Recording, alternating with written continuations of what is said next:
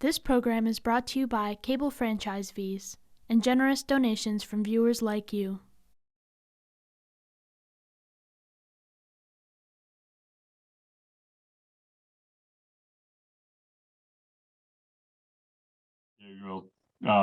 I'm going to call the meeting of the Finance Committee of November 16, 2021 to order.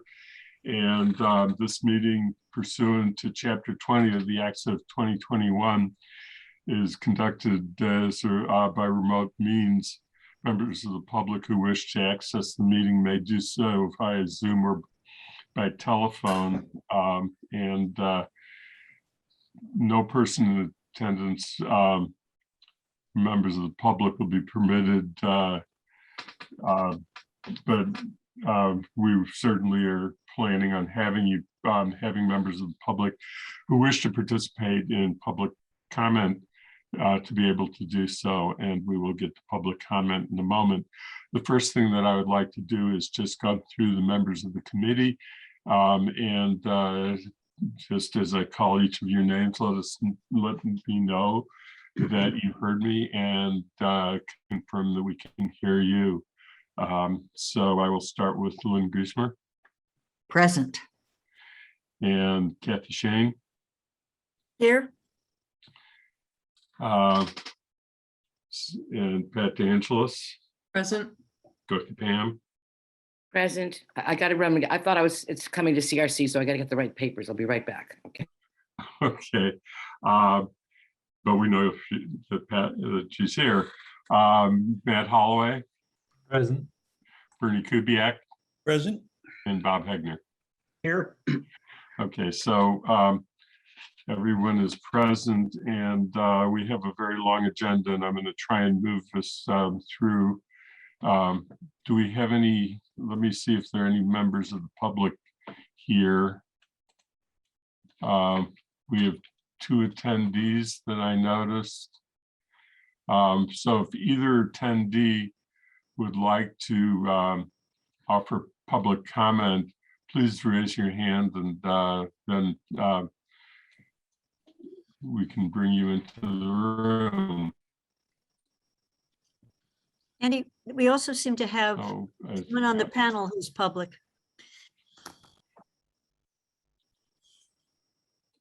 Wait a minute, I've lost my, for some reason. Kathy?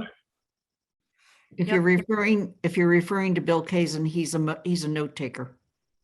Oh, got it. Thank you. Andy, we're looking at your email right now. I'm having a real problem with my screen at the moment. Why don't you take this down and I will put the agenda up, Andy? Yeah, please put the agenda up. I didn't mean to do anything, so I'm having problems with my screen at this point, and I'm trying to get back to where I should be. Okay, can you see mine? Yes. Yep, we can see it. Yes. Okay. All right. That's the agenda. Okay, so hopefully we're back at it. And now what I want to do is go back to the participant list, and unless somebody can do it for me, Irv Rhodes does have his hand up. So we did say we do public comment, and we have a very full agenda, Irv. So do remember that everybody who's present here was present last night, but if you have something to add, please join us and do so. So Irv, you can... Irv, you need to unmute. There you go. Have I unmuted? Love technology, especially when it doesn't work.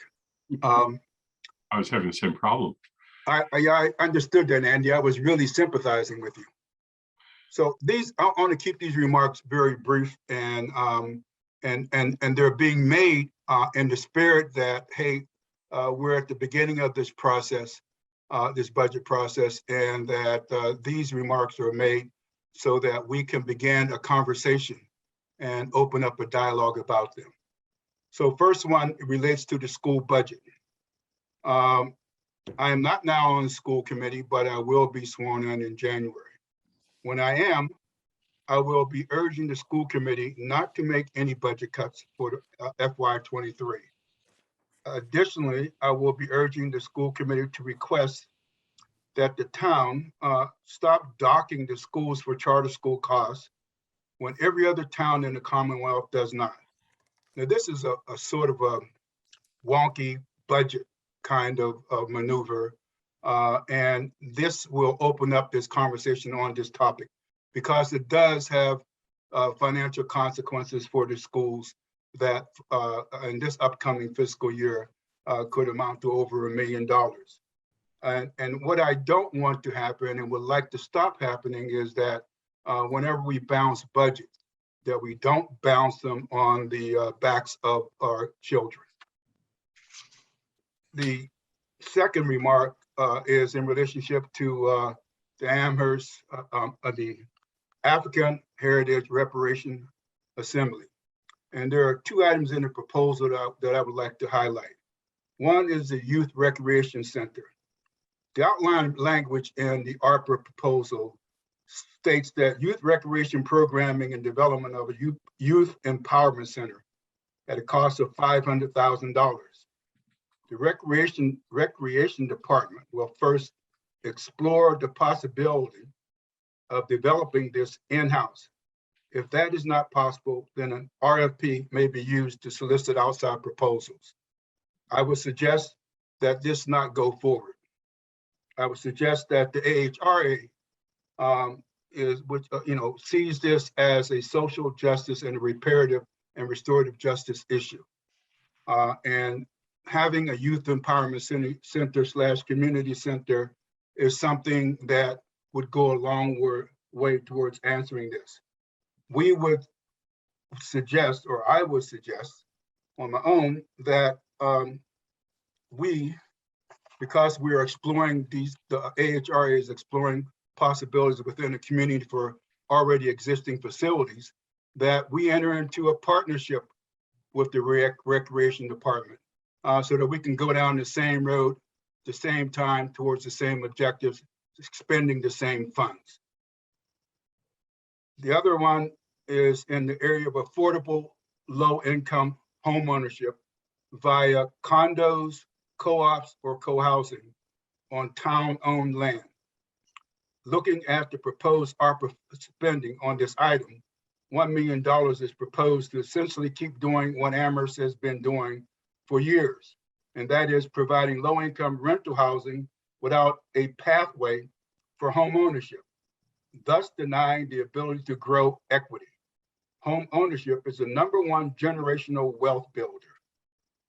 Money in this round of ARPA funding and the round 2 should be directed towards low-income home ownership, especially for African Americans and other BIPOC populations. Additionally, other funding will be forthcoming from the state for housing in January. This, coupled with the newly signed infrastructure federal bill, will provide additional resources.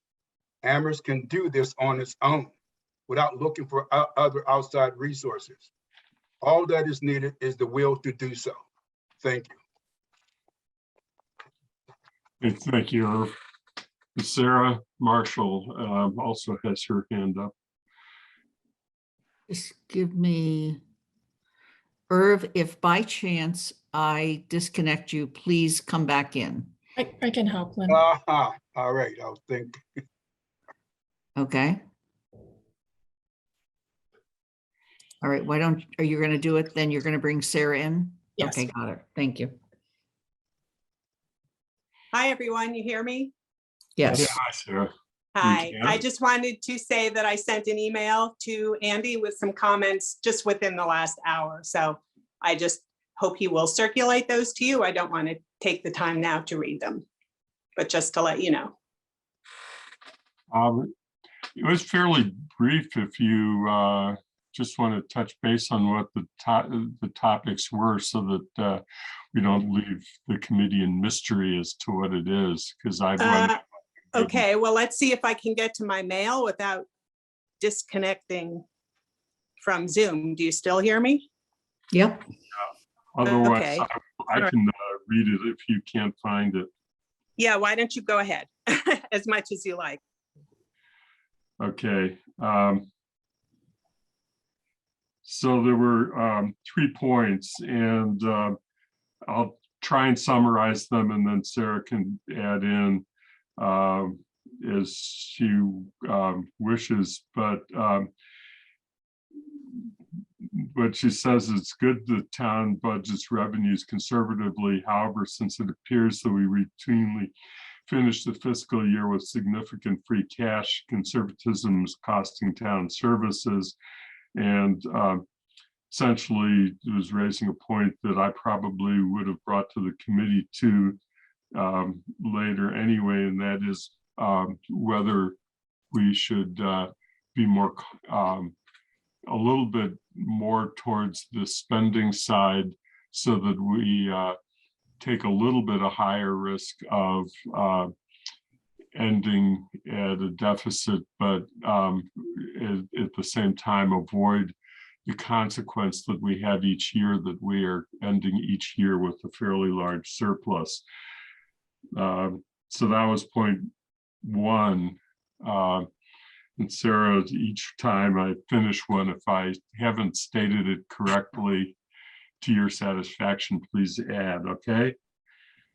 The second one is, she says that I'm concerned that the town is instituting new programs and will not be able to fund adequately once ARPA funds are gone. Can the budget be aided by a plan to transition, say, police funds to the CREST program, so we can see what is ultimately the net cost, if any, to community safety? And the third one was, please recommend catch-up funding for the schools. The cuts to services have been real and significant. I would note that in our elementary schools, less than 50% of students are white, so adequate funding for schools has direct racial justice impacts. And she concludes, granted that only 9% of the students are Black, but she reminds us of our commitment to racial justice. So those were the 3 points raised in Sarah's email that she was referenced. Is there anything else you want to add, Sarah? No, I don't. And thank you very much for reading them. I guess you'll all see them in print soon. Yeah, Okay. I will Thank you. forward them, but I have to warn the committee that I probably can't do that and share the meeting at the same time. So it'll be after the meeting.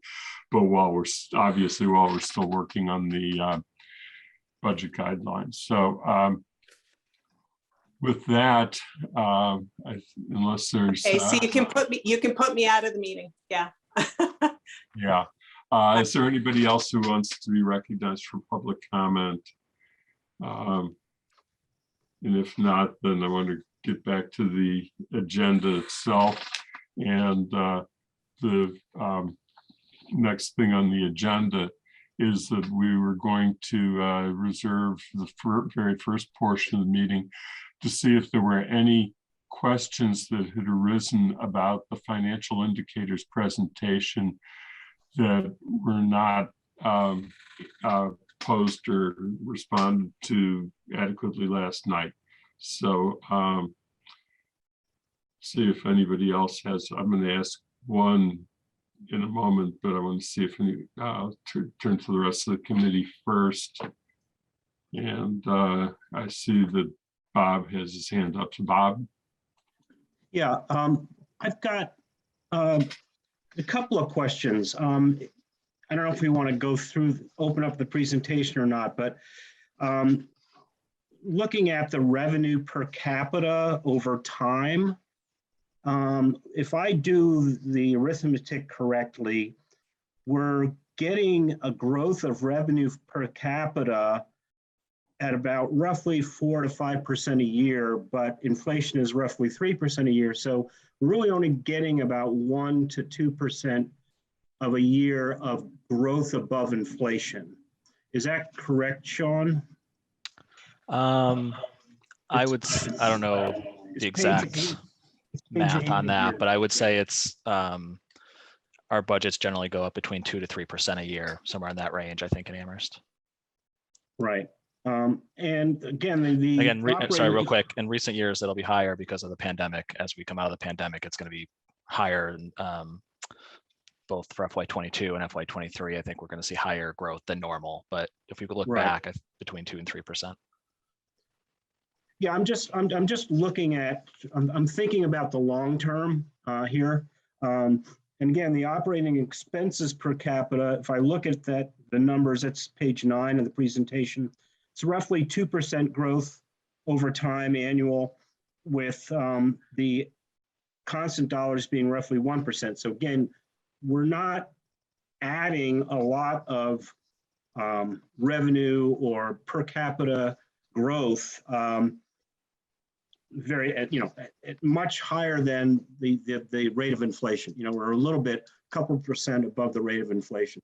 So that really has an impact in terms of, as we move forward over the next 4 or 5 years, and as we're implementing these new programs, there's going to be a need to figure out how we're going to pay for them.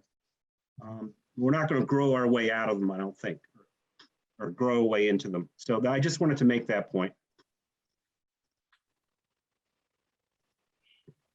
Okay, thank you. Kathy? I think I'm building on Bob's point.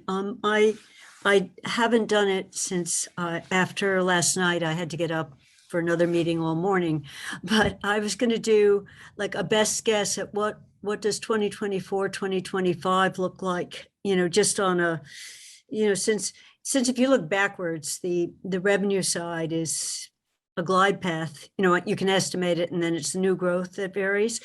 So trying to do what ifs, our expense side is growing in the following ways as we add staff.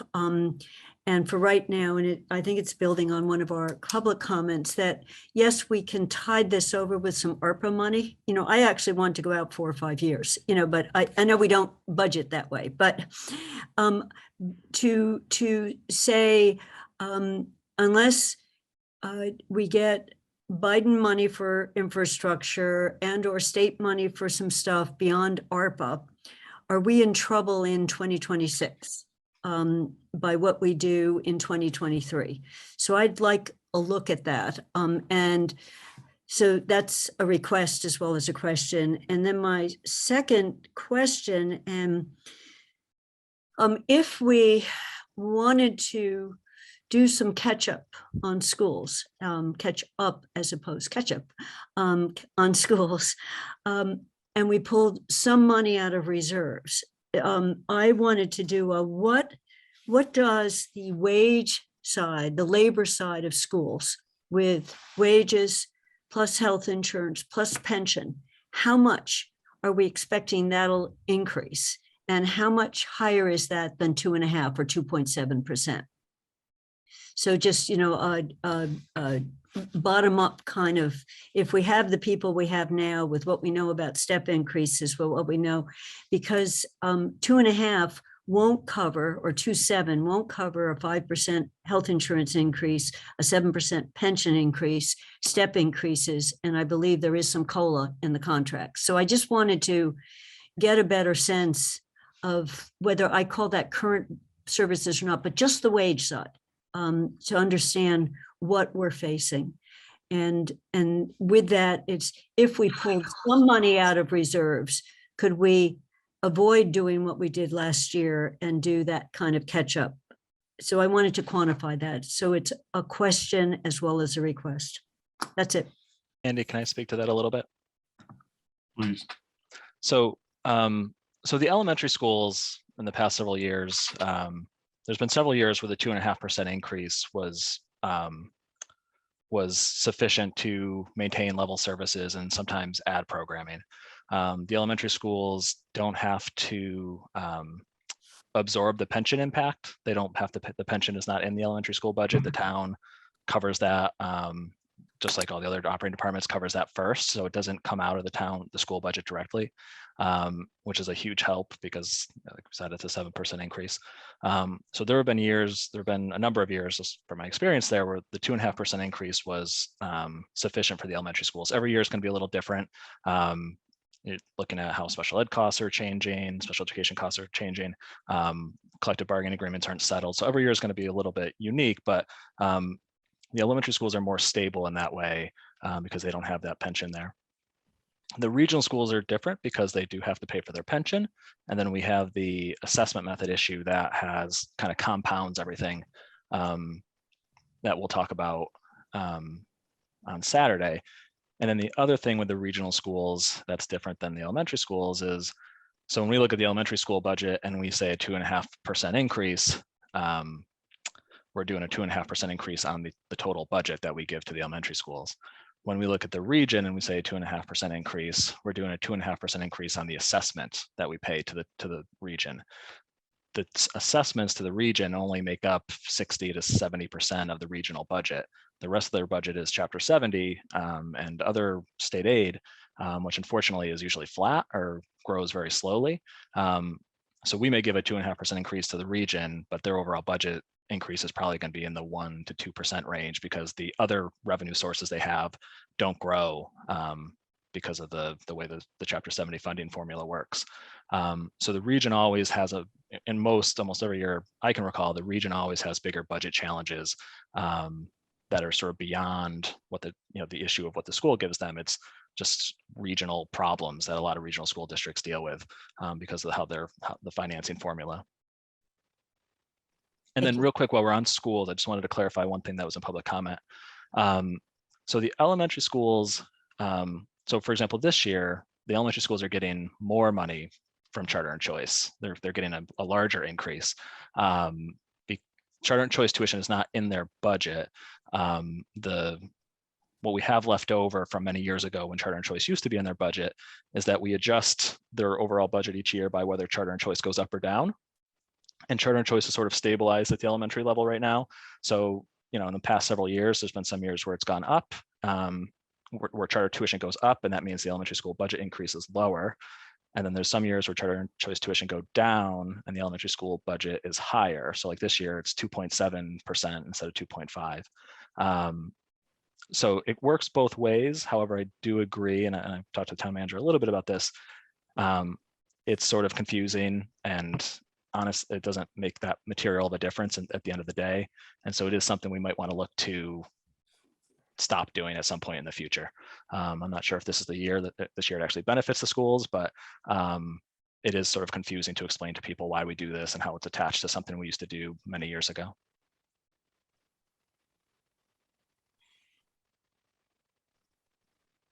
Okay.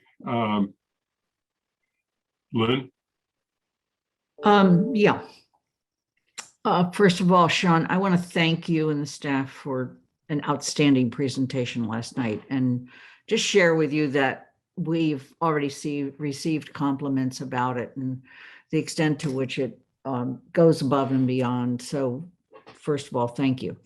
I feel the need to get a much more solid picture about what we truly are spending on the schools.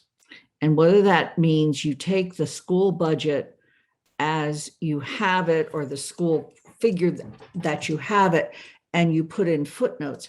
But I'm hearing, both last night and now, that the town budget carries some of the fringe or benefits or something, healthcare, I guess, for the schools. And yet, when we look at the school budget, and this came up last night, people are saying, oh, look at that big increase for the town, but the schools are only getting this. Well, I hear that, but if we're paying their health care, then that should be counted in the percentage for the schools, not the percentage for the town.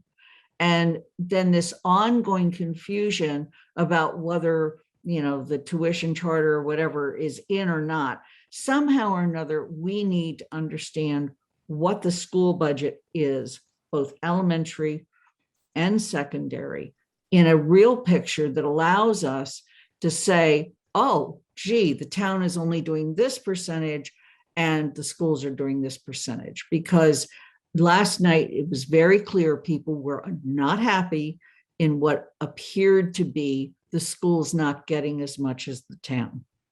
And yet I'm hearing the town budget absorbs some cost for the schools and we're not adding that in. Right. Okay. Can I respond to that quickly, Andy? Yes. So, so it's health insurance is in the elementary school budget. It's the pension that's not in any operating budget, and so the pension is just one of those things that we cover off right at the beginning with whatever revenues we have. We pay for the pension, and that includes school employees, library employees, town employees. But that that isn't in the school budget or the town operating budget or the library budget.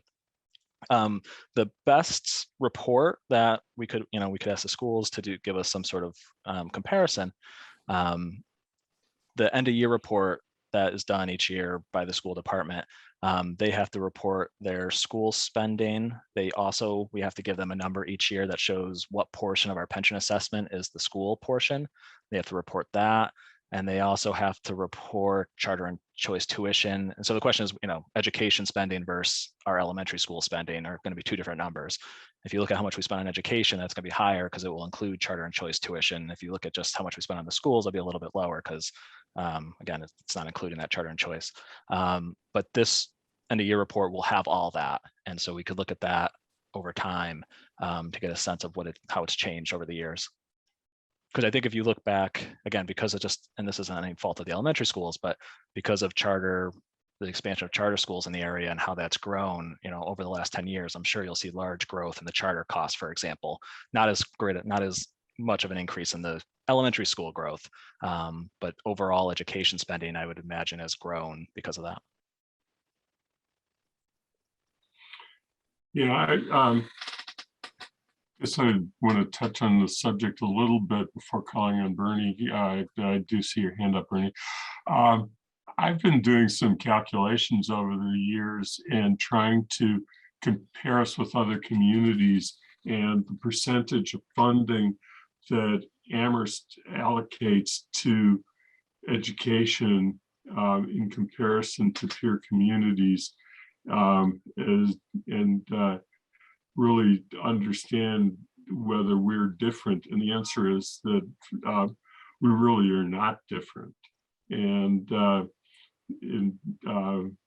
we're pretty much in line. If there's any community that is funding less of a percentage for schools, that's one of our peer communities. I think it's Northampton. And I can go back and look for my spreadsheets on that and share it with the committee. But I think that we have not done an adequate job always of explaining that to the public. As far as the charter question and how charter expenses are counted in the budget allocation decisions, each community is probably different, but Sean, you know, and you and Matt might know this better than I do. I'm sure you do. And that is how decisions get made in most communities regarding how much growth goes to schools versus how much growth goes to the remaining parts of government. So. Is that a question, Bernie? Andy? Or okay. Yeah, if you have an answer, please.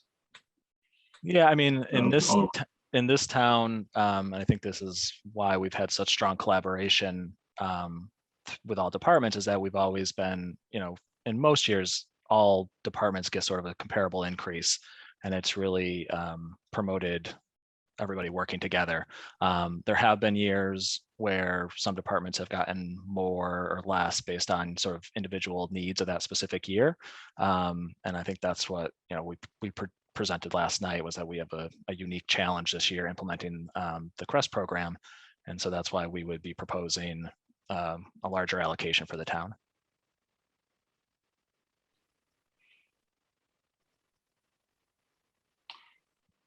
Bernie? Yeah, just a couple of observations. The CPIU, the standard inflation rate, is a lousy predictor for cities and towns. Inflation tends to run higher in municipalities than it does for the typical family because you don't purchase the same basket of goods. So if you're looking at 3% inflation, you can almost guess that it's going to be a point higher for cities and towns, regardless of where they are. I was a little taken aback about the observation last night that we have to be fair, and fair means giving everybody the same portion of growth and the like. I don't think that's necessarily the case because things do change and priorities do shift. In saying this is had with 2 grandkids in the school system and a third one going to enter before too long, we spend $23,000 a year per pupil. The only other school in Western Mass that spends as much is Southern Berkshire. Otherwise, you have to go to the eastern part of the state, to some of the small towns on the Cape, some of the wealthier Boston suburbs, to find comparable schools that spend as much or more than we do. So when we're talking about that, I think it's important to understand that we do spend a considerable amount of money on per student on the schools. And that doesn't mean that that's adequate. It just means that we do that, and that needs to be recognized. And the third thing is I really appreciate the point that I think Lynn was making, that when we look at programs, whether it's the schools or press or the fire department or police, anyone, any program, that we look at all sources of revenue so that we have a much better idea of what gets spent, whether we budget that revenue or not, whether it comes from grants or not. So we get a better idea of what the impact is and what the level of effort is. So that's it. Thanks. Okay, Lynn? I'm actually going to pass, sorry. Okay, Matt? Well, I just wanted to say hello to everybody, and nice to join you. And just echo what Bernie said about the importance of the per pupil rate as sort of the most significant way to look at school budgets, and Andy, I know, kind of talking about the regional agreement, the importance of a rolling, 5-year measure for that regional agreement, because year over year shocks to the school system can really throw that number off. But I do think that per pupil amount is probably the most important thing to message to the community. My question, I have to confess, I mean, you all know I'm just trying to get my head around all of this, so I'm very much a novice in this conversation. But I just can't stop staring at your slide 9.1, the operating expenditures per capita slide, and just seeing how much lower we are than our neighbors and comparable towns in terms of operating expense per capita, and obviously understanding that as being favorable, from a big picture budget perspective. But I would love to just hear Sean sort of speak a little bit more to that metric and how and why it's so low with our tax rates where they are and all the other factors that sort of go into it. Yeah. So I think it's one of those sort of double-edged swords, right? So from a financial standpoint, I guess it's a good thing to have low operating expenditures per capita. But when you dig into it and you kind of see why, you can understand some of the challenges that we have. And so as a town, we're trying to provide services, not maybe equally across the board, but we're providing services for roughly 40,000 residents. A big portion of those residents live on tax exempt housing that aren't paying taxes and contributing towards in the same way other taxpayers in town contribute towards the budget. And so I think that's why our operating expenditures are so low, is that you've got a big denominator, but the resources coming in are from a smaller denominator. We're not getting taxes from all 40,000 of those individuals or of those of that number. So I think that's why it's low. We have a big denominator in terms of who we have to serve, but in terms of the money coming in to support them, it's a much lower base, and so it produces this this outcome. Again, if you look at, and a good example is just to look at us in Northampton. If you look at Northampton, they have maybe 12,000 fewer residents, But if you look at their tax base, I haven't looked at it recently, but I'd guess it's probably larger than our tax base. And again, that's because not all 40,000 of our residents contribute towards that tax base in the same way that, again, a homeowner or somebody who lives in, has their own property would contribute. Yeah, I assumed it was related to that. Thank you. I just want to build on that, Sean. The other way to look at it is say that our denominator is artificially high. If we weren't, it's hard to do the counterfactual, but if we didn't have as many students, if you adjusted Northampton for pull the Smith students out and you pulled our students out and said divide, you get a very different story. And it's not that we have services that go to the students, but it's not quite the same as long-term residents in terms of schools and use of our recreational area. It's a flowing. So it's going to be true in any town, and I don't know how many comparable towns there are where half of the population is in higher ed and passing through rather than long-term. There just aren't that many. Right. So I don't think it's surprising that Dartmouth, if you're looking at this slide, Dartmouth is the one that's right next to us, and they don't have quite the same student base that we have, but they're probably maybe one of the closer communities because they have UMass Dartmouth there. So I think that's not a surprise that they're next to us on this list. Yeah, that makes my point, Sean. And maybe, I don't know what UVM in Burlington, but where the university population is relatively large share of the total population, and then you're dividing by a population that includes them. It's just different. I don't know, I'm not making a larger judgment on it. Mm-hmm. But what's interesting is I pulled Dartmouth is at a 9.9% property tax rate. And it just, because I thought the same thing about the universities both being there. And I feel like that it's an interesting connection to Irv's public comment about sort of the home ownership base in town in Amherst. Trying to find comps for Amherst in the Commonwealth is a challenge. I know I've tried to, I don't like this list of municipalities we have here. I don't know where it came from. It doesn't seem right to me. And I've spent a considerable amount of time, my first time on the finance committee, trying to find 20, 25 towns in Amherst, in Massachusetts that are comparable to Amherst. And it's just a tough fit. You gotta, it's hard to do, but the presence of students is a real impact on these kinds of measures. Yeah, I mean, at the schools when I was there, we would always try to find comps, and we had the same issue. There's very few communities that were comparable to us. And one of the things I think it was the superintendent observed is that one of the metrics we're most comparable to is actually the statewide average in terms of demographics. I don't know how it would play out in terms of this scenario, but on the student front, we were closer to the statewide average than maybe any other community. Would we ever be able to do comps on the pilots that the other towns get from their either private or public universities, just to put that up? Because when you say we don't get revenues, UVM up in Burlington made a pretty big long-term commitment to the town of Burlington. So I just don't know whether collecting that information would potentially be useful when we're in strategic negotiations. Yeah, and I just want to clarify. I don't mean to say like we don't get any revenues from obviously the university being here is a huge economic driver.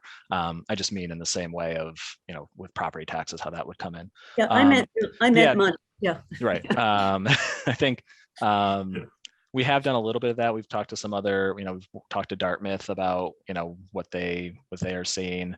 But no, that is something we can keep doing in terms of, and we've also looked at Northampton did a pilot program a few years ago, I think. And so we've looked at what they did. And so that's something we can continue to explore.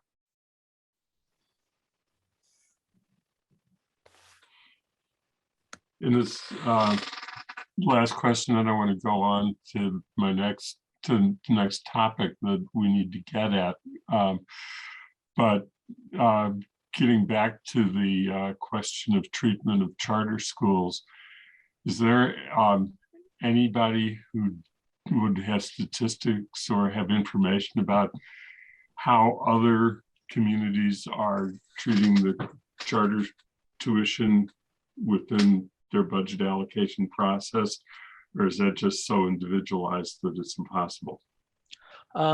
So any regional school is that has charter school and choice tuition, it's going to be in their budget. It's just the nature of how since it's a separate governmental unit. So regional schools are always going to have it.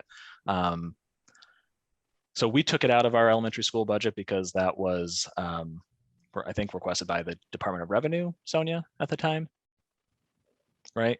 So my guess is most are going to not have it in their elementary school budget. They're going to be doing it like we do, where they kind of treat it as an assessment and just pay it once. But I think in terms of data, I think the only way we would be able to figure out how everyone does it is to reach out and call them to see how they treat it. And we could certainly, like Northampton and Hadley, we could reach out to them and see how they handle it in their budgets. They might be good comparisons for us because they're dealing with the same charter schools that we are. Okay.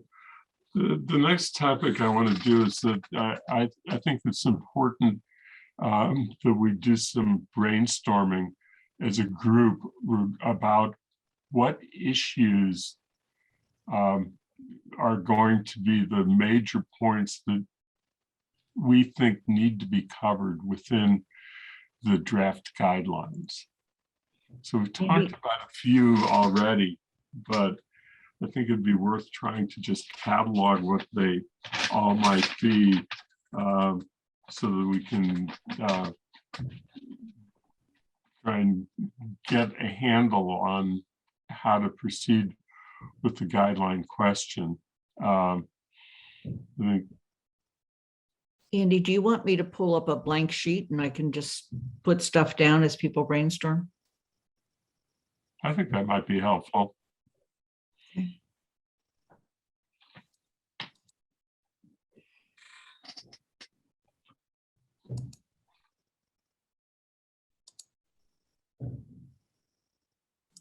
I think we've talked about the three that Sarah Marshall had brought up already, and so they probably just ought to go on the list. And that is whether we should whether we've been too conservative in our budgeting process, whether we're treating the schools in a disparate manner because of the nature of the way that the charter tuition is being handled, and future planning for what's going to replace ARPA funds to things that we're now funding by ARPA funds that have an ongoing aspect. So I'm going to look to others to just chime in. See if however, I need to get back to a participant list now to be able to see who raised hands. Because so I'm just going to go in order that I see on the listing. Bob Hegner. Yeah, thanks. Yeah, I wanted to, I think we probably covered this, but I think the size of the reserves and the contributions to the cash contributions, I do think we need to look at that. I think, there's a kind of a guideline that's been around for a couple of years now, which is we're not going to use reserves for operating costs. And maybe we have to think about that a little differently, at least during the startup time for these new programs.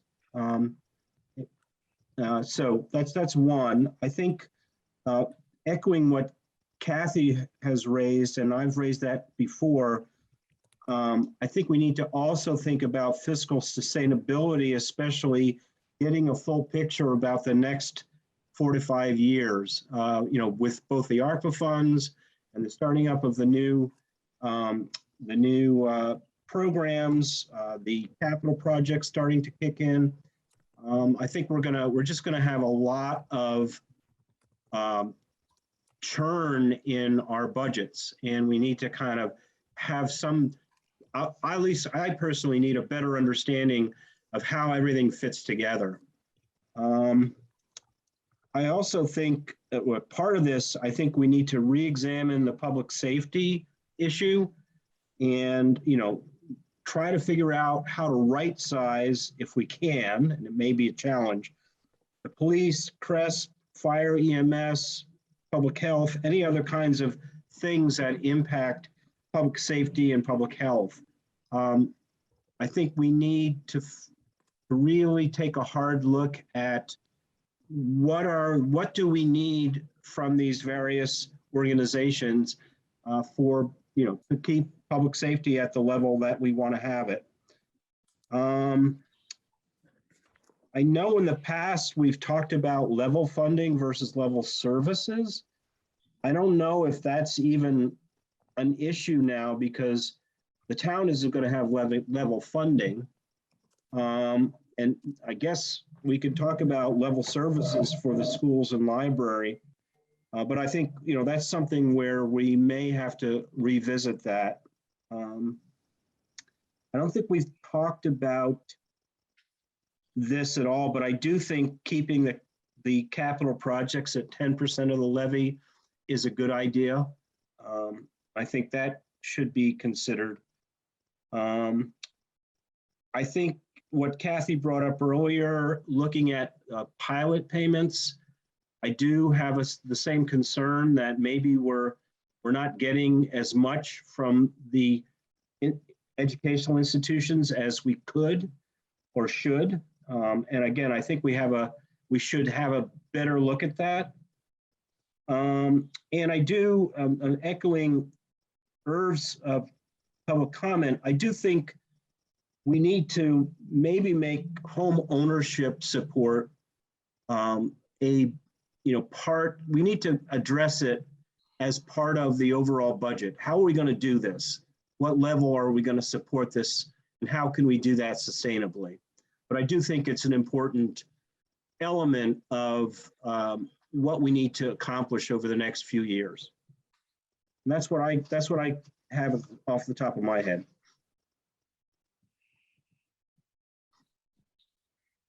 Thank you. That's helpful. Matt? Wow. So much of what Bob just said really is kind of where I was at. I wanted to start with the 10% of the levy capital point, and strongly, agree, I think, with what we heard from Sean and Paul last night on that topic. And then I think also just perhaps give some guidance on the multi-year plan for that. Are we talking about staying at 10% for multiple years, given these projects, exceeding it? What happens there? I also, similarly, given how much of CREST and some of the community safety work is tied up on state and federal grant money right now, I think, just giving clear guidance in terms of, how and when to integrate that into the general funds budget is going to be really important. I kind of just ditto everything Bob said. The only thing that's somewhat new is I was curious, I know we had some pleasant surprises in terms of growth this year based on last night's presentation, but I'm curious how that compares to our neighbor districts. And, I continue to ask if we're doing enough to incentivize growth and receipts in terms of business development, economic development, downtown work, things like that. So, just keeping an eye on that as a way to, in addition to the property tax base and state aid, but to continue to build growth and receipts as a source of revenue.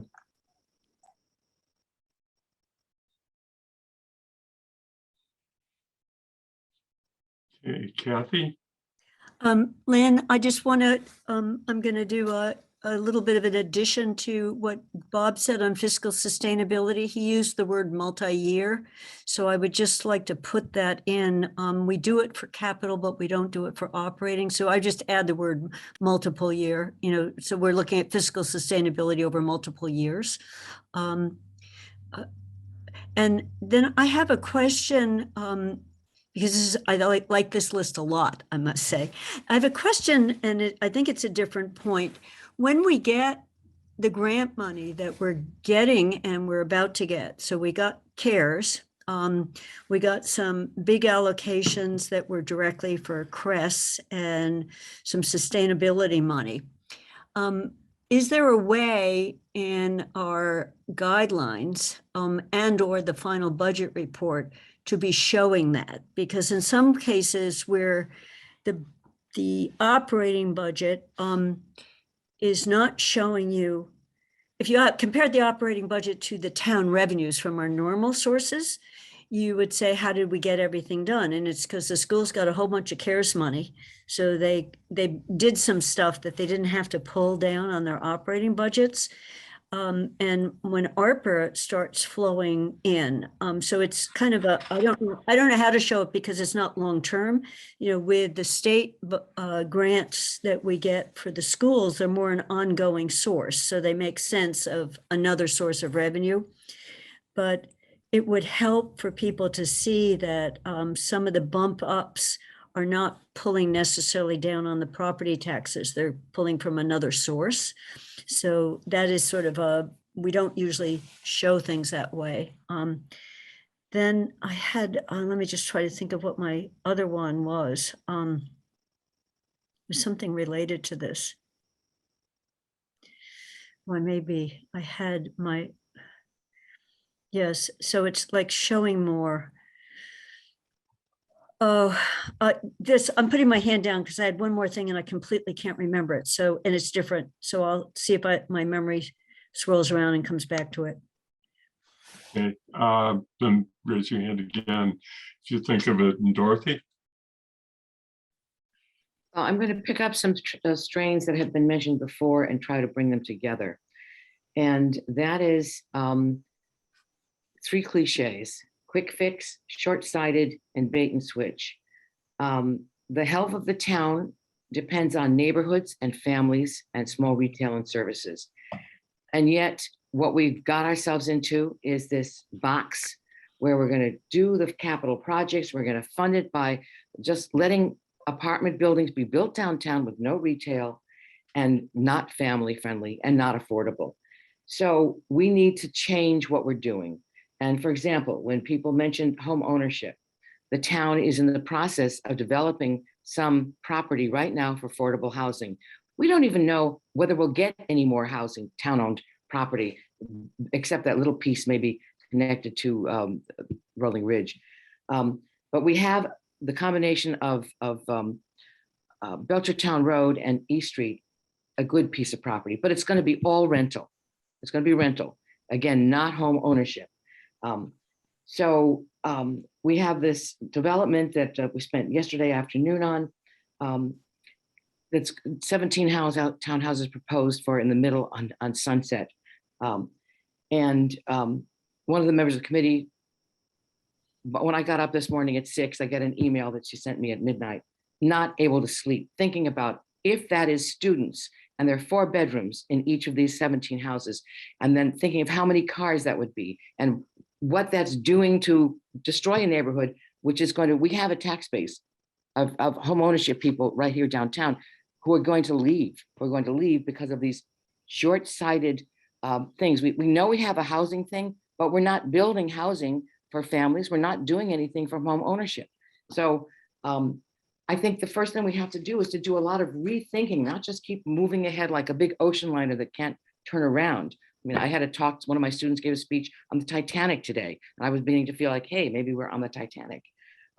We have to say, people keep talking about home ownership, they talk about families. Let's take this property, the town, that instead of putting out an RFP for another rental unit with cars parking in front like a motel, make a family affordable neighborhood and think of ways to protect the residential neighborhoods that you have, to keep the tax base you have, and to downtown stop trying to cut out retail from the mixed use. I mean, that's what's going to be my next meeting tonight at 7, to reduce, calling it mixed rate, mixed use, but it isn't. So I think that we've been doing a lot of stuff, but we've been working so hard, too many meetings, not enough time to really sit down and think and say, what are we doing and where are we going and where is this leading us? Because if we want to be a town, we have to have affordable family neighborhoods and we have to have some small retail and services that are in our downtown. So that's my comment today. I need to know, Dorothy, what was the third term? Quick fix, short-sighted, and what? Bait and switch. I mute myself by habit when I finish, and then I don't unmute myself. Yes, we say we've got a crisis of not having affordable housing. And yet we're not building affordable housing, and we're not building housing for families. We're building expensive apartments for students. And then saying things like students don't need cars, we don't need parking. And they all brought their cars, because my husband went by and checked the parking lot at UMass. And he said, it was empty on the weekend. That means it's not students. I said, no, Bob, those are students. They went home on the weekend. We're in the middle of a COVID crisis. Kids have been spent more time with their families. They have jobs, they have girlfriends. There's not that much fun going on the campus. You know, we hear of these crazy parties. They're not fun. That's some kids' desperate attempts to have fun. So the kids are doing it like Stony Brook, where all the campus goes home on the weekend. And the kids have their cars here because they feel we're in the middle of a crisis. They got to have their getaway car. I mean, I understand their feeling. I left New York City after 9/11. And the first thing I did was buy a good getaway car and move someplace where the family could gather. And, you know, there's a lot of stuff going on in people's minds. And I think we have to work hard to create Amherst as a safe town, a place where families live, and a place of safety and protection, and to focus on that. And then the rest will follow. That's my thought. I have two quick observations to make, and then I'm going to call in Kathy and Pat. The quick observations are, one, and they're really related. We have to be very careful to remember we're a finance committee and not a committee to cover every subject that is of concern to the town, concern to the council. And so comment was made in public comment and a little bit here about housing policy. And, you know, the CRC spent a lot of time developing in a housing policy, which was approved by the council. And that is now our housing policy. And I don't think that it's appropriate for the guidelines to suggest that we do something that amends the housing policy. That should really, if people are unhappy with any aspect of it, including the fact that it doesn't deal sufficiently in their minds with home ownership support, I'm not sure that the finance committee is the right venue for it. And so I think as a general matter, what we ought to be looking at for all of these things is to make sure that we're sticking to the topic, which is we're trying to develop budget guidelines. And if it doesn't tie directly to the budget, then it's something that we really need to sort of either recognize and set aside or just set aside.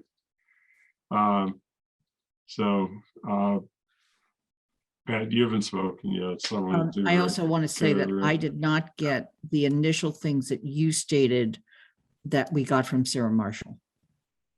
I only got this much of it because I was trying to get the sheet up. Oh, let me go back to her email quickly. She had three. One was the ARPA funds issue. One was how we're dealing with just budgeting conservatively, and whether we budget too conservatively, always ending up with a surplus that then makes our reserves grow, as opposed to being a little bit more aggressive in our budgeting philosophy and taking a little bit higher risk, but not ending every year with significant additions. And the third one was catch-up funding for schools, and recognizing that we need to be thinking about as a justice issue in addition to an education issue. So, Pat, I'd started to recognize you. I so have just a little tiny thing to add. There are many things that I care about already in the list, and I'm already going to break what you just said, Andy, just a little bit. I think in terms of home ownership, we need as a town and possibly as a finance department, I don't know, to look at rental moving to home ownership. And that happened in the Pomeroy Lane Cooperative. There was a 15-year benefit to the developer. And at the end of 15 years, residents could buy their units. So there are some creative investigation of moving from rental to home ownership. And I apologize because I know it's out of the thing, but I had to say it anyway. Thank you. Okay. Then go back to Kathy. The one I couldn't remember is actually linked to the 10% per capital, Lynn. So later you can figure out how to organize this. But when we do the guidelines, make it clear to people who are reading it that 10% also has money for maintenance. And that so what's in that 10%, because people think of capital as like a machine, a building.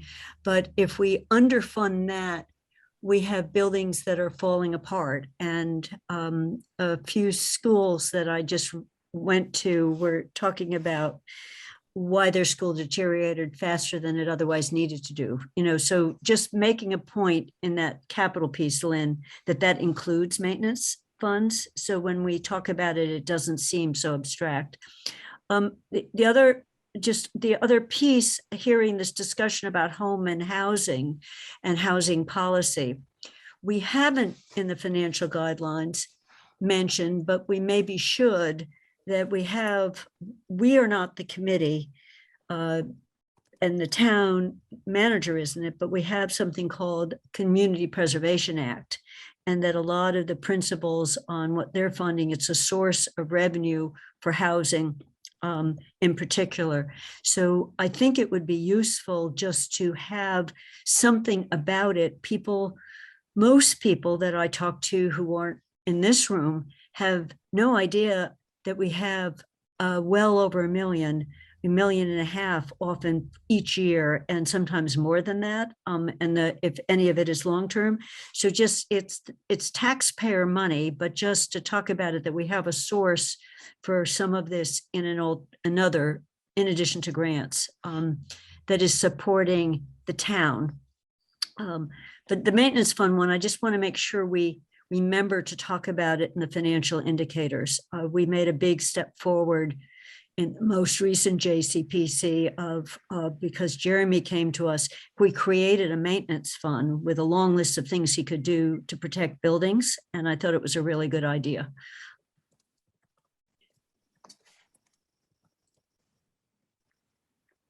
That's it. Hand down. Okay. Thank you.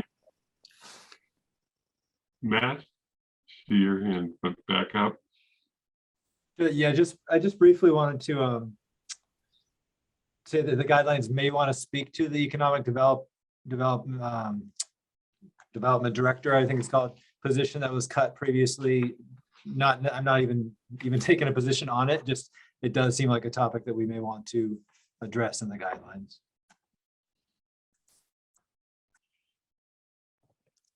Okay, Dorothy. The reason I brought up housing was because revenue growth was a big topic last night when we talk about the budget, and with Kathy talking about increases in percentages and inflation, that it's, my first thought today was, when she was going through that, was if we don't do something, we're going to be in deficit. In other words, we can't stand still because of certain costs which were going up, particularly to do with healthcare and pension, and our desire to get a better handle on that. So revenue growth has been the big topic that we've been going on, and I'm saying where we get the revenue growth from matters. So that's how it related to the Finance Committee. Yeah, I don't know how to deal with that. Just going back to something I keep saying to other people in various contexts is that we sort of have an unusual situation in Amherst. 50% of our land is either belongs to nonprofit institutions, or we have taken it out of taxation by making it conservation land. And almost all of the rest is in residential areas, that there's less than 4% of the property that is commercial. So that as we try and do something, you know, where does it go? And those are the two buckets of places that it goes. And you know, the feeling is that, and this goes back to the master plan, that we need to do something out of increasing revenue with the part that's at less than 4%. And I think the question that you're getting at is then, how do you do that? And what's the best way to go about doing that? And that's where I get into this question of what is the role of the Finance Committee and what is the role of other committees. But I think that the basic question of trying to increase revenue is important. I think that the other thing that we've observed, and I don't know how this fits in anymore, is that as so many houses are turning over to rentals, it's driving up property values in residential property, and that's having a tremendous effect on affordability. Is an issue, and ability to do something in residential areas. But again, I can recognize the problem, but I'm not sure that it's going to be solved with the Finance Committee.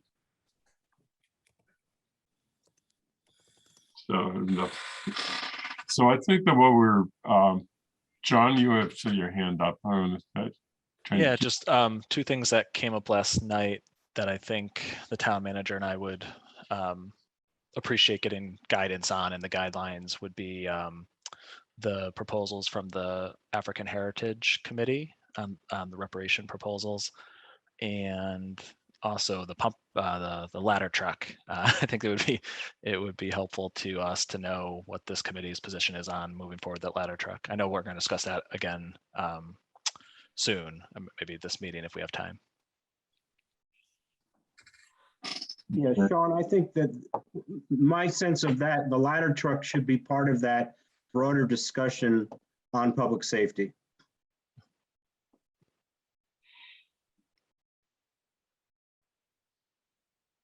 I completely agree with Bob's thing of trying to get it all in one pot rather than dealing with each piece of it. It would just be, I don't know whether it belongs in indicators or not, but that recommendation of talking about it together rather than each piece.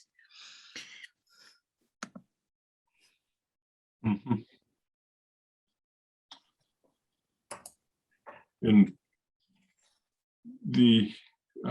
I did send out to you what Michelle had forwarded, which was the specific AHRA list. I sent that earlier. Pat? Well, I'm going to say something that's going to get me into a lot of hot water. It's a proposal, and they would like all of these things, and I can understand that. We have to make a decision about what we can do as a town and what aspects of what they're saying we can actively contribute to and what we need to move away from at this point. So I think it's going to be a tricky and important discussion. I agree, it is going to be. And I think that's true for a lot of things, because what has happened this year, and I think what we're really grappling with, is that we've passed a tremendous number of policies on the council level that are very ambitious, starting with the first year when we did the energy and climate action policy and goals. and now this year, the housing policy goals and goals that ended up being divided sort of between the AHRA and the Community Safety Working Group, which are redesign of public safety, and then our ongoing goals, in addition, education being the one that people talk about most, but also the trying to upgrade our most sick buildings, and just generally address capital needs. So we've built this tremendous list of wants, which was what I was saying at the beginning, very beginning of the meeting. And I think that what we sort of, if anything, need to communicate to the council is not that the finance committee can solve the problem of picking the right priorities, but the finance committee points out that we need to establish our priorities, and we need to understand that establishing priorities means not doing something else. I think that the other thing that I'm just going to say, because it's been on my mind for so long and it's been alluded to here, is that it's sort of become the solution everybody turns to last night was, oh, just cut the police department. And I think that it's a simplistic solution, as often comes up, but we need to address that issue in some fashion, to say that it's a matter that needs to, investigation and discussion, but it probably is not going to solve the problem to the extent that people are looking to solve the problem. So I think we've done a pretty good listing of things that we might want to be pointing out to the council in the budget guidelines. I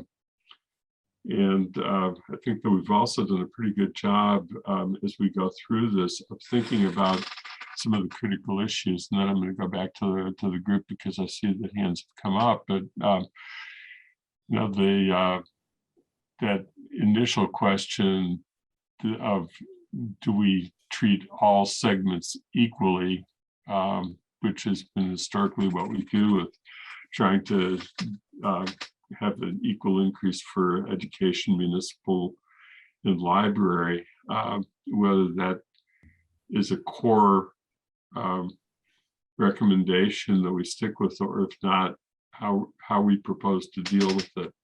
And this committee does have to come to grips with that one. Bernie?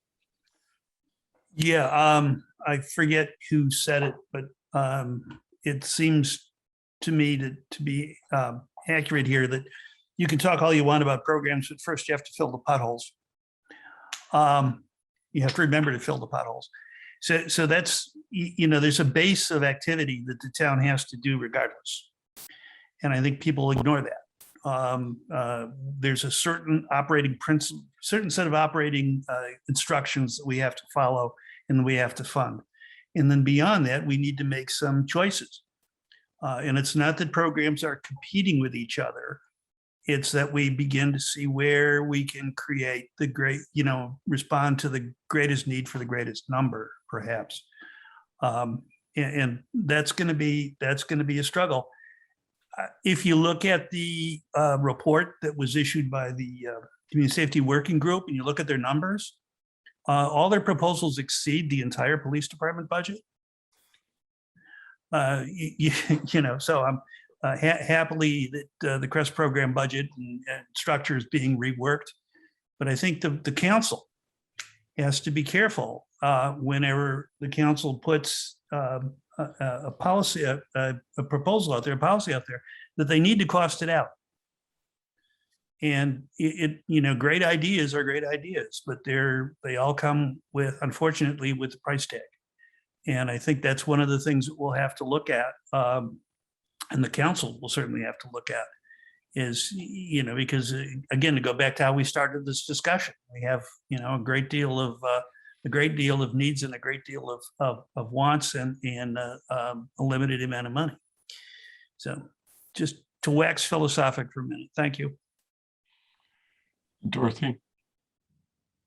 I agree. We have to do basic services, which are filling the potholes and fixing the sidewalks. But we were asked to give some feedback on the ladder truck. And I think we have to just go ahead and start it because it has such a long time to go.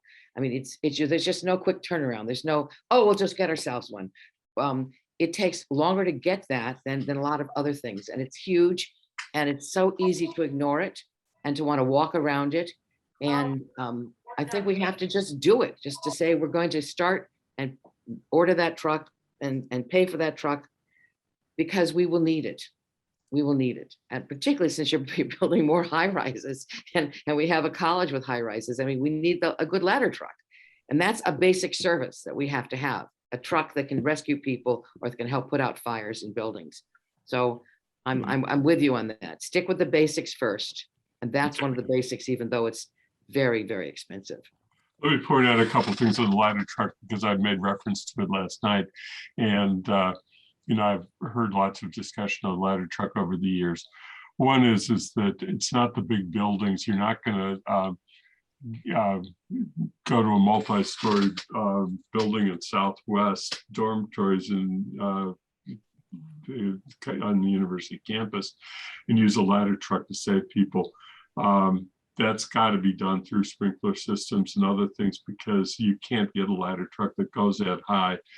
Ladder trucks, from what the fire department had told me in previous JCPC meetings, are actually most useful when they enable firefighters to be above a fire and be able to then use their hoses in a downward fashion. And so it's a complicated issue. So I say that just to be careful as to how we word this question. I don't think we need to describe firefighter strategies, but just recognize the importance of the truck.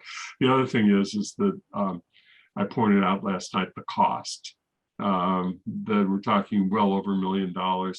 And if we're going to do it, then we have to encourage JCPC to build it into its a borrowing plan, which means that it's going to be paid over a number of years. It's not going to be paid in a single year, because I don't think that you can purchase that size of a piece of equipment, size being measured by dollars, on a cash basis. I'll just do a quick rejoinder. What you said means we can say the ladder truck is necessary to save homes. It's a good point. Yeah, no, I think the ladder, I have heard, every time the fire department has come to talk to JCPC, when I've been on JCPC and talked about the ladder truck, they always give good reasons why it's an important part of the equipment that they need. And I just don't think we have to get into deeper, but I do think that it is important. To interject very quickly, I can tell you from the fire that we had at the Sonic building in Belchertown, that building wasn't under control until Amherst showed up with the ladder truck, got over the fire, and saved 3 or 4 other structures. Yeah, I just want to add to when Chief Nelson briefed us, I think last year, he talked about it's not just going up, it's going out. So they can reach over a house from the street and not have to drive up on the lawn and all that kind of stuff. So that's for everybody. Everybody can understand they need the fire truck to be able to reach their house, back from the street. Andy, I just want to mention I can't raise my hand. Yes. So after Kathy, maybe I can talk. Go ahead. You haven't talked. No, Lynn, you go first. Okay, I actually want to go back to the ladder truck. And the reason I asked the question last night that I did, and that is, do we have to have the appropriation in place to order it? And the answer is yes, we do. So somewhere in here, it's time to put this appropriation in place. I actually had an opportunity today while I was getting some lunch to ask a few more questions of a knowledgeable fire person. And the cost of this truck goes up about $100,000 a year. And the wait for it is probably a minimum of 16 months or more. Actually, interestingly enough, communities around us are ordering ladder trucks, including Belchertown and Northampton. But the issue that has to be dispelled is that you cannot charge people for mutual aid because your ladder truck shows up. That's not how mutual aid works. So I'm actually with the group of people who thinks it's time to move this particular issue up the line of funding. The one we have now is absolutely useless. It's dangerous. It shouldn't ever be used. Yeah, no, all I'm saying is that if we believe that, then we're going to end up, and this is appropriate, the proposal to fund a truck that involves borrowing to pay for it. It's going to be paid for under a number of years. But as soon as a council authorizes the borrowing, you can place the order. Great. So there is a step that has to be taken. I don't know if Sean has anything to add to that or disagree with that. But Kathy? That's right. I just, in terms of sources of money for it, two questions. Could ARPA funds be used for part of it? Since, as I, create an obligation and we manage it. And then secondly, will the infrastructure bill that's been passed, and then the state, could essential equipment like this be considered part of the infrastructure? So those are both questions for easing the direct pull on the capital budget over. I suppose we could fund it for 10 years, but still it's $100,000 a year without interest in it. So more than 100. So it's a question. Are there some matching grants that we can get? And then my last one is, I don't know whether there are variations on ladder trucks. So in Europe, Steve mentioned this at one point, like 3 years ago, that sometimes there are ladder trucks that have everything on them, and sometimes it's just a ladder truck, and then you've got the water and pumper truck next to it. So I don't know whether there are variations that you get what you want with the height that are less expensive because two vehicles go out. So that is also a question, on do we have any choices? Having said, I didn't want to talk about the ladder truck. I was Googling ladder trucks and comparing them across countries 3 years ago. Some towns have a linkage fee in their zoning laws. So when particularly large buildings are being built, it's the 5-story buildings that the chief said are particularly in need of, they pay into a pot for fire and EMS because of the difficulty of managing fires in not UMass tall, but the 4- and 5-story as opposed to a 2-story home.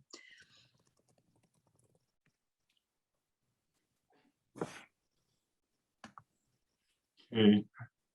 So I think at this point we should probably, because we have a long agenda for today, what my proposal is, and I mentioned in my email, that if I could get a volunteer to work with me to try and see if we can take this list and work it into a draft, then present the draft again at next week's meeting. And this would be a principal part of the discussion, to look at the draft and critique it. And then we'll go through a series of modifications that don't necessarily involve a meeting, but we can do it with just sending sequential drafts and getting comments back to a single point.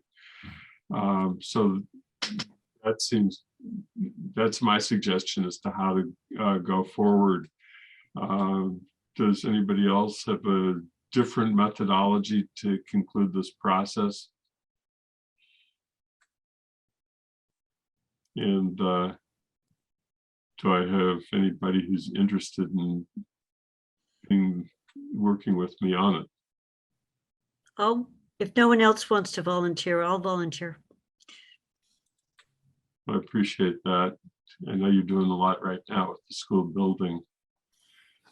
But Andy and Kathy, I can help out if you want someone to review or to edit or something. I can certainly do that too.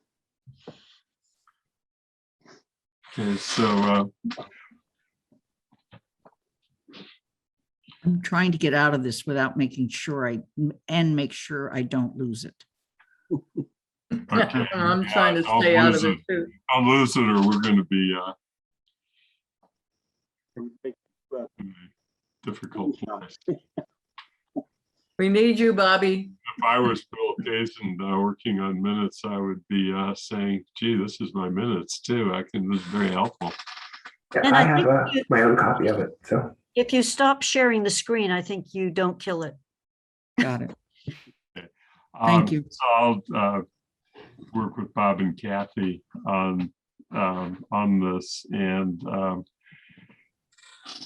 Andy, I'm always willing to give it a read, but I'm not going to volunteer to do writing. yeah, no, I think Good girl. everybody is overwhelmed right I now. have a large writing project called Town Manager Evaluation Memo. I know.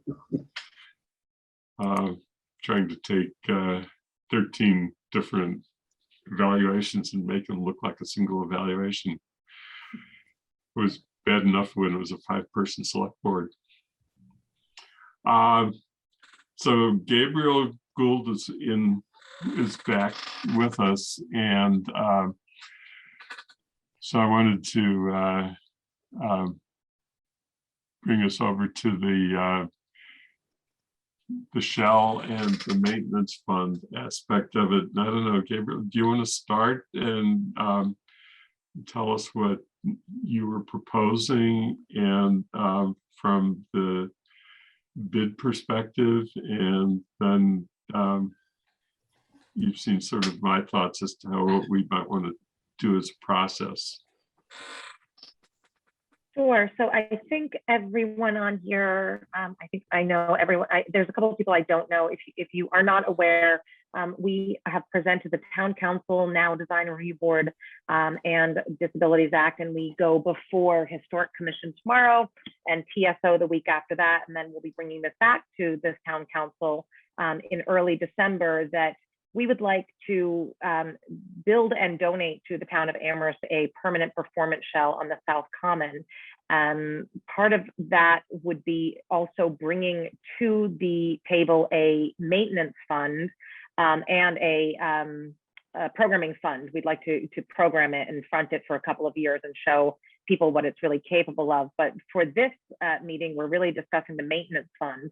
And when we mentioned the maintenance fund originally, some of the counselors were concerned that, does this go to the town, and is this held by the town and maintained by the town, or is this something that the bid maintains and shows proof of? I'm not quite sure how the best way to do this is. There are some questions about how to do that, and where the fund should be held, and where the maintaining expenses should come from.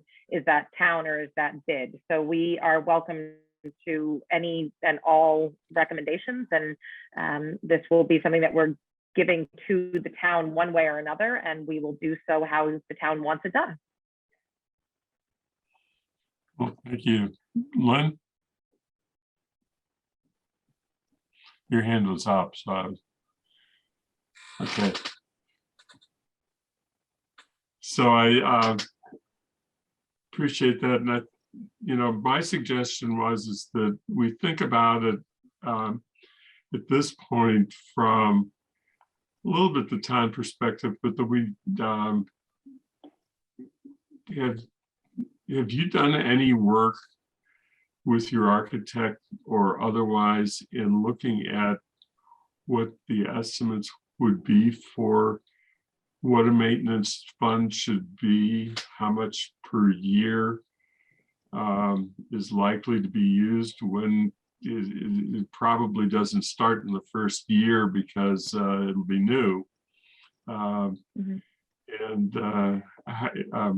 Is to Andy, our proposal is to have a $250,000 maintenance fund at the start of building. And how did you come with the number? Well, we're looking at, you know, it's a wooden structure that will be, it'll have like a finish on it that can be easily wiped off, et cetera, that we're working with the architects on. And I really looked at other organizations and other communities and what they have put into their maintaining of, it's hard to say a similar structure because of course this is very unique, but we looked at sort of a 10-year period and that's what we felt that would need for repairs and damages. And hopefully this fund sits somewhere where it garners some interest. You know, something safe, you know, I don't know. I mean, that's one of our questions. Does the town, like Sean, does the town put something like this into a Vanguard fund, you know, low risk, low interest, you know, or does it go into a money market or a CD? You know, those are some of the questions we have, because if it just sits in a checking account earning 0.001% interest, then it's not going to really get us further than 10 years. John?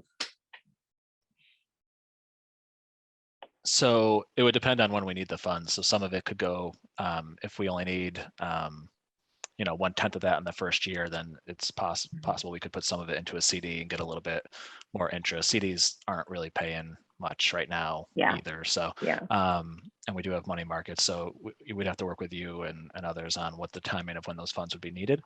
And I guess I had one quick question. Do we envision that this fund would also be used for like the upkeep or the cleaning, if there's cleaning needed on an annual basis, or would that fall to town staff or volunteers or others to sort of keep the structure clean? I imagine it could wear throughout the year. Yeah. Well, our MOU with the town is that we are ancillary cleaning for the downtown area, so we would of course maintain that. I think that we would have pride of place in this and probably, you know, have our morning crew look at it every single day and pick up any garbage or, you know, as it is Amherst, maybe human feces or whatever it is that's there. But, you know, I guess we're sort of hoping and seeing that with the rebuilding of the North Common and the beautification of that and the way that the Common is treated every day now, it is very rare that we're picking up garbage or picking up issues from that area.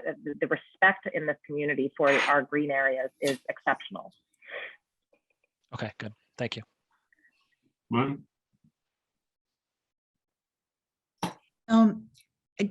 I assume that we are not necessarily going to be charging a fee for the use of the shell, although I'm not sure that that has been determined. But I would wonder if one of the ways to replenish the fund is that fee would include a contribution to the ongoing maintenance of the facility. And, you know, and there may be a point in time where we have to charge a modest, but nevertheless usage fee.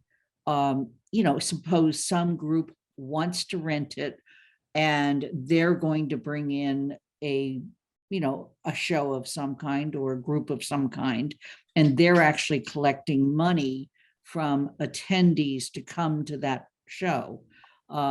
Then it seems to me that a usage fee paid to the town would be appropriate. Lynn, I'm not 100% sure of this because this isn't sort of my bag, but I don't think that any funds can be charged 2 people, unless it's for, so like the Taste of Amherst, for example, was free to all, but the food is what they paid for. I don't think that there is a legal way to do something that you would be able to charge admission to on the common to see something. I think you could do suggested donations, and I think a sliding scale fee for the use of the common, for the use of the stage itself would be very smart for the town to do. I would like to see it on a sliding scale because, you know, one of the things that we'd like to see is the Irish dance troupe be able to come and use it, and, you know, or Amherst Ballet, or, you know, the high school group. And I don't think that they have a big budget for that, but if it's a, you know, if it's a nonprofit or something doing more, I think that that's very smart. And from our standpoint, the lighting and sound equipment that the bid will own and have in a travel case, if you will, we will be renting that out to individuals with a production manager type of relationship. So that's how lighting and sound and production would come with the stage. But and that would be just to keep replenishing the lighting and sound equipment, and also the maintenance fund. Yeah, I can't remember how East Hampton does theirs, but I vaguely remember making a contribution or something while he entered, and then they had some way in which they it would be useful to understand how they manage their performance shell, which has been extremely successful. John wanted to say something. Yeah, we can reach out to East Hampton, but my understanding is the same as Gabrielle's, which is we wouldn't charge people to attend, I think, because it's a public comment. I think that would create some other accounting issues if there's a revenues and there's revenue sharing and things like that. So my understanding is that it'll be sort of a free performance to bring people downtown, but we can certainly reach out to East Hampton and see how they do theirs. In terms of what the maintenance fund is envisioned to cover, I think when they were presenting it, there's some lights that are embedded in the structure, you know, either coming from the floor or coming down. So would the maintenance fund also be that the electrical wiring needs to be fixed, needs to be redone? It's a soup to nuts that someone, she sounded like this will be super sturdy, but it's that someone comes along and just decides in the middle of the night on one of the fun things might be to see one of those lovely folds, whether they can tear it down. You know, so is it your envision it would cover all of the above? It should cover all of the above. Of course, if something really, really terrible were to happen, like somebody brings, you know, heavy equipment to tear it down. But the structure has been looked at by probably, you know, one of the top structural engineers on the planet, in the world. And it is very, very sturdy because it has to withstand microbursts, hurricanes, heavy snowfall, torrential rain, winds. You know, we really looked at this from the New England weather part. And at this point, I just want to make sure it can even withstand a flood. And that's why we're going with a Goshen and local stone for the base of it. So it would take a lot to break a fold, but I don't underestimate people. So Kathy, if that's possible, I would say that there would have to be a save the shell campaign, because that would probably cost more than the maintenance fund. The maintenance fund is really for, I carved my name in it. I decided to graffiti it. It needs, you know, the lights need to be replaced every now and again because that's how lights work, right? But it is an exceedingly sturdy structure, and any lighting that will be built into it, those will be underground conduits. So those will not be something that someone can, you know, run over with a lawnmower and break or anything like that. And that we've talked to the DPW about and looked at all the ground underneath, what is underneath and what is not. And the location actually is quite perfect for what they do. And there's a 12-inch pipe underneath, but we don't hit that. So the other question, of course, that goes with that is whether there's any possibility of purchasing any insurance, either for the town, through the town, or through the bid to provide insurance for those kinds of incidents. Yeah. I think that there should be structural insurance, and I'd be happy to reach out. Sean, I'm not sure who the town normally works with. We do all of our insurance through Charter. I'm happy to reach out to them and find out what that could look like. That would probably be paid through by the maintenance fund. And if you're going to talk to East Hampton, find out if they have insurance on theirs. Yeah. Bernie? Yeah, I'm thinking about what we went through in Belchertown with the daycare center. The town owned the daycare center, the town insured the daycare center, but then but then they were the operator and provider. So I think what we might want to think about here is accepting the gift of the performance shed, putting it on the town's building inventory, insuring it, and then asking the having a contract with the bid to be the manager of the performance shed. So that if someone wanted to, if a troupe came to town and wanted to put on a show, the bid could say to them, we have a fee that we charge you. It would take the town out of the day-to-day operation of the shed. And the bid would then be the manager, the maintenance group. They'd have to demonstrate that they had the $250,000 maintenance fund available to them. I think that would be a way to go. I would talk to the town council about that. Lynn? So funny. I don't see myself in the same order as you're calling on me, people. That's an interesting idea, which brings me to the question, which may be beyond the purview of the finance committee, and that is, who is going to schedule the shell? That is something that we proposed to the town council that so the way that you book the common now is you fill out all the paperwork. It's now online. It's quite lovely. You pay a fee to the town. You pay an extra fee for electricity if you want to use the electric, and the town has a calendar for that. There are different ways we could go about this. We could go about this so let's just say it's the Rotary. The Rotary wants to use South Common and they want to use the performance shell. So they put in a proposal to the town to use the South Common and the performance shell, and maybe that just gets an added, place on the quote unquote form. Another way to do that, a la what Bernie was saying, is that they come to us, we do all the paperwork for them, we do the common rental for them, and the performance shell is part of that, and they do pay us a fee toward maintenance of the performance shell. And if they want lighting and sound equipment, we have different levels of rentals for those. So we would be happy to do that. I think that this is probably 2 to 3 years out from being a reality. And we would bring on a staffer who is in charge of working on that, because that would be, I'd hope, quite a full-time job if it's going to be used as much as we'd like to see it be used. But we're open to either. We didn't want to come in and say, we own it, we schedule it, we decide what does and doesn't happen there. That's not the intention. But we also know that everybody has a bandwidth, so we're happy to step up where we need to make sure that this is something that could be used and really utilized by many.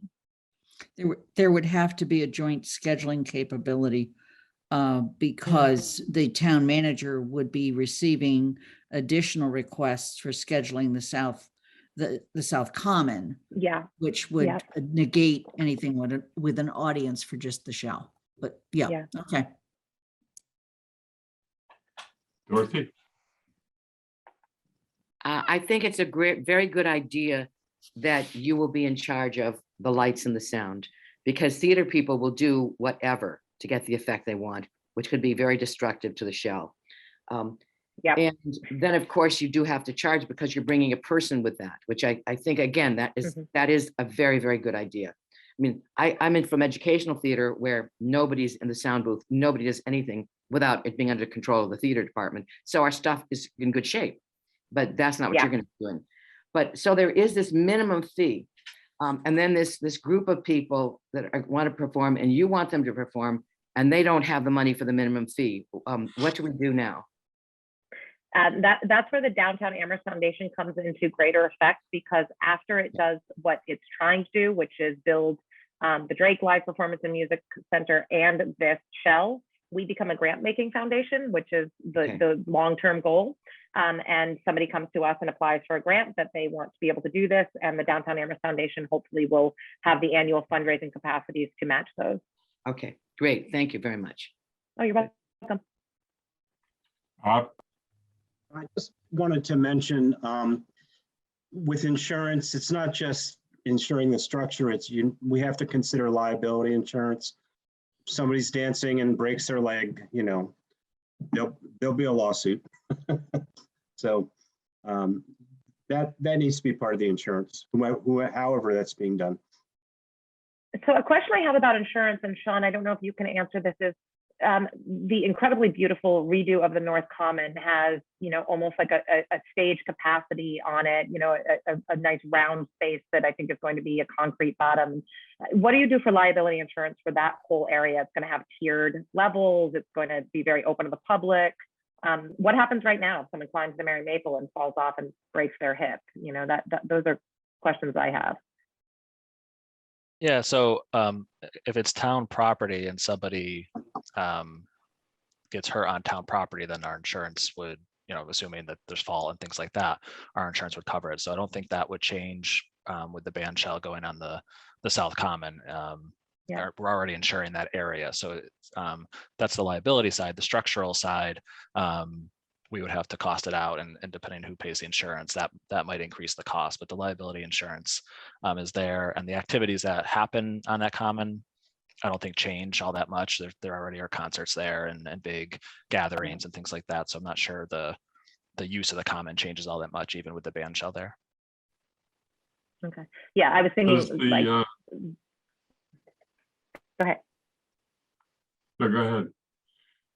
Oh, I was just thinking about the fountain, the water, the fountain in Sweetser, does that have some odd additional insurance for someone if they, slip on, and crack their skull or something? So it sounds like it's all covered by the town because it's town property. Yeah, there's lots of sort of smaller, less used provisions in the insurance, but again, with this one, I think it wouldn't change that much the use, so I think it would be fine. Towns have a pretty comprehensive general liability policy that that is not as expensive as you might think. Andy, can I just make a couple quick? Go ahead. You were next on the list. Yeah, so it's good to hear that the bid is open to sort of operating, and especially the maintenance fund, because I did talk to the town manager today, and that's one option we'd at least want to consider is just to take the administrative burden off of staff would be if the bid wanted to manage that maintenance fund. And then the other thing just to keep in mind, and the timing may not work out perfectly, but it was one of the things we were thinking when we proposed this, is we did propose the economic empowerment officer last night as part of the ARPA plan. And one of the major functions of that role is to support local artists and cultural organizations. And I could see them playing a supporting role with this band shell, whatever falls on the town or what falls on the bid. I could see that position supporting this. Yeah, that's great. Thank you. Matt? Well, I just wanted to say hi, Gabrielle. Nice to meet you in person, sort of finally. But the Cultural Council continues to review grants, and one big area that our applicants struggle with is finding appropriate venues. And so, just really appreciative of your work to make this happen and to sort of unify, centralize, the cultural life of the town. So, really excited to see it happening, and really impressed with the level of financial planning and thought that you put into this presentation today. So thank you. Thank you, Matt. Dorothy, do you have something for her? Your hand is up, so. You're muted though. It was residual, but I have to leave at 4:15 to pick up my granddaughter. So when I disappear, that's where I am. Okay, yeah. I was going to try and wrap this up in a few minutes and see if we can get something written up on where we are. I think we've probably done pretty well with it. And then the last thing we have to deal with is the proposed orders. So I know that Matt has to leave, and you've just said you have to leave. So I pose the question in a moment, not right now, but think about it as to whether either of you have one of the orders that you feel that you would like to take up first. Otherwise, we'll just take them in the order that were presented on the agenda. But finishing up on the shell, Lynn, did you have something else? Yeah, do you want a motion on the shell or what? Yes, why don't we? I move that the Finance Committee recommend to the town council to enter into a MOU or contract with regard to the maintenance fund and its use. Second, DeAngelis. I don't know what else we can say at this point. I just want to make sure we're very clear. This is great. Let's move it on. Okay, so I wrote that actually down, and it was Lynn moved and Pat seconded. The motion is that the Finance Committee recommended the town council to enter into an MOU or contract for a maintenance fund and its use. Just one piece, won't we have to say recommend that the town manager, because the council can't enter Right. into it? Yeah. Okay, so Andy, we're I just. think I said just the town enter into, Okay. Okay, which, yeah. okay, We'll change it to town, and okay. Bill is the official version. So Yeah, I got it. Do you want me to read it back, what I have? Yeah, why don't you? I said the motion is Greasom moves that the Finance Committee recommends that the town enter into an MOU/contract for a maintenance fund and its use, with DeAngelis seconding. It should probably say with the bid. Mhm.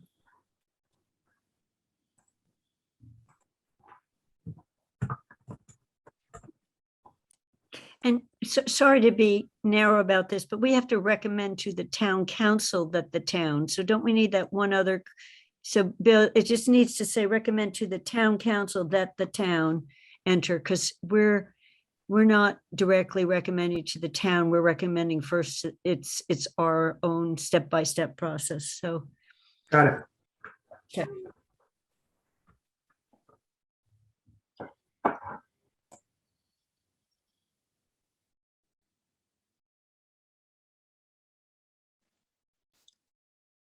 You're muted, Andy.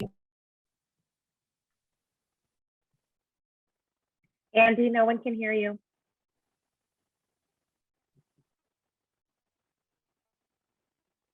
I don't know why it muted itself, because I didn't mute it, but anyway.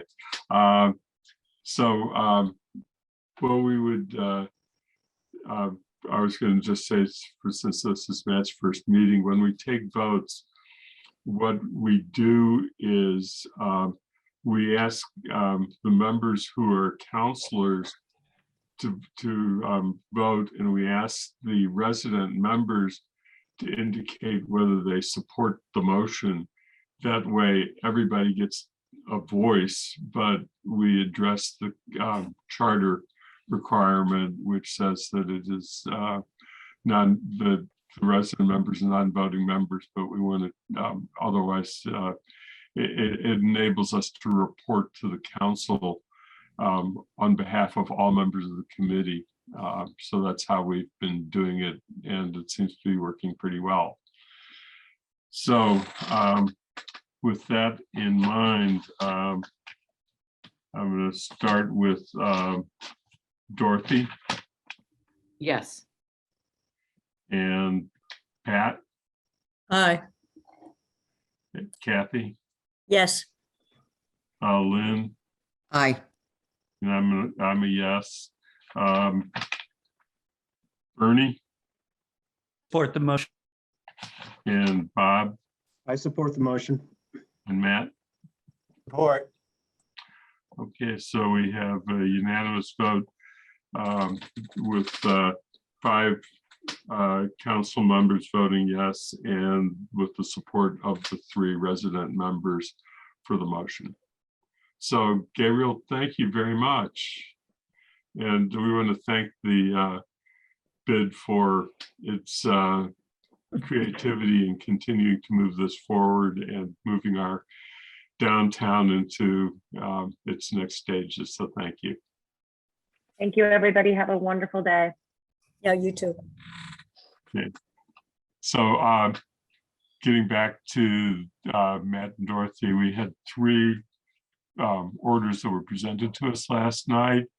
And is there a request from either of you to take one up first? And if Not I. I'm good until 4:30 also, Andy, so we may be able to make. Okay. So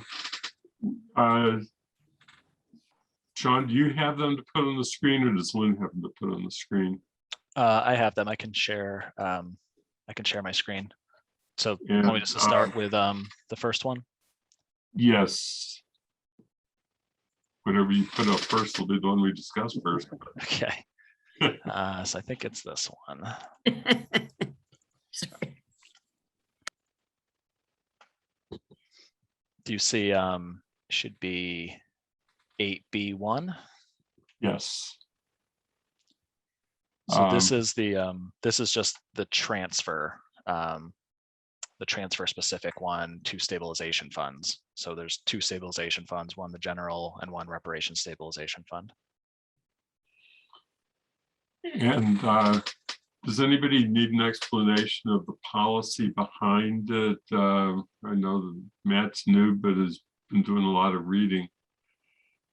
And it was in the memo itself that you had sent out, and I think was available to everybody. So is there any questions or discussion about this? And I need to go back to my, oops, I did the wrong thing, participant list. So any members of the committee have anything that you would like to ask or say about this proposed order? Otherwise, I would take a motion.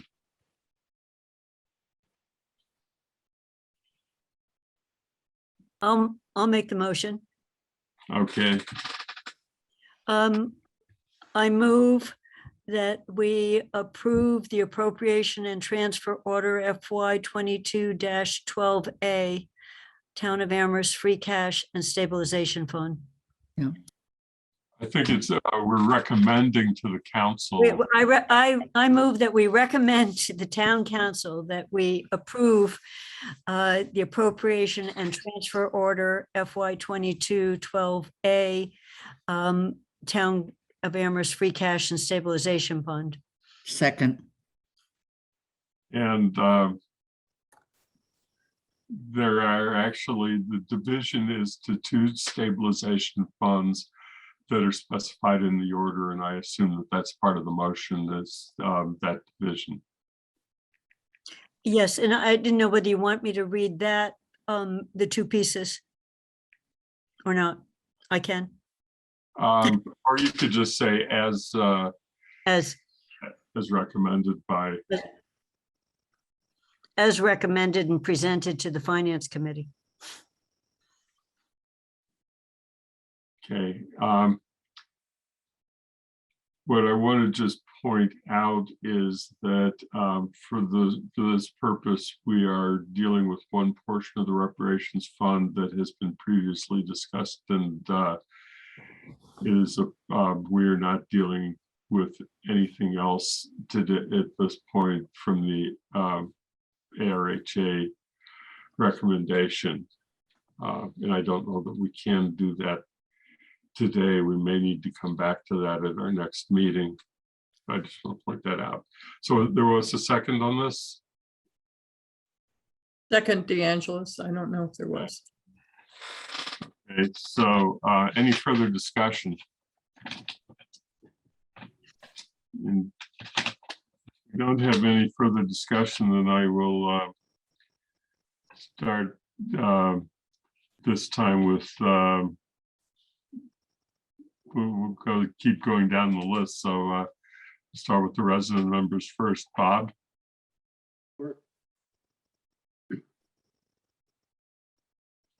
Bob Hegner? Yeah, I support it. Okay, Bernie? Support the motion. Matt? Support. I vote yes. Lynn? Yes. Kathy? Yes. And Pat? Aye. And Dorothy? Yes. Okay, so again, it's unanimous with support of all three members, resident members of the committee. So I want to put the next one on.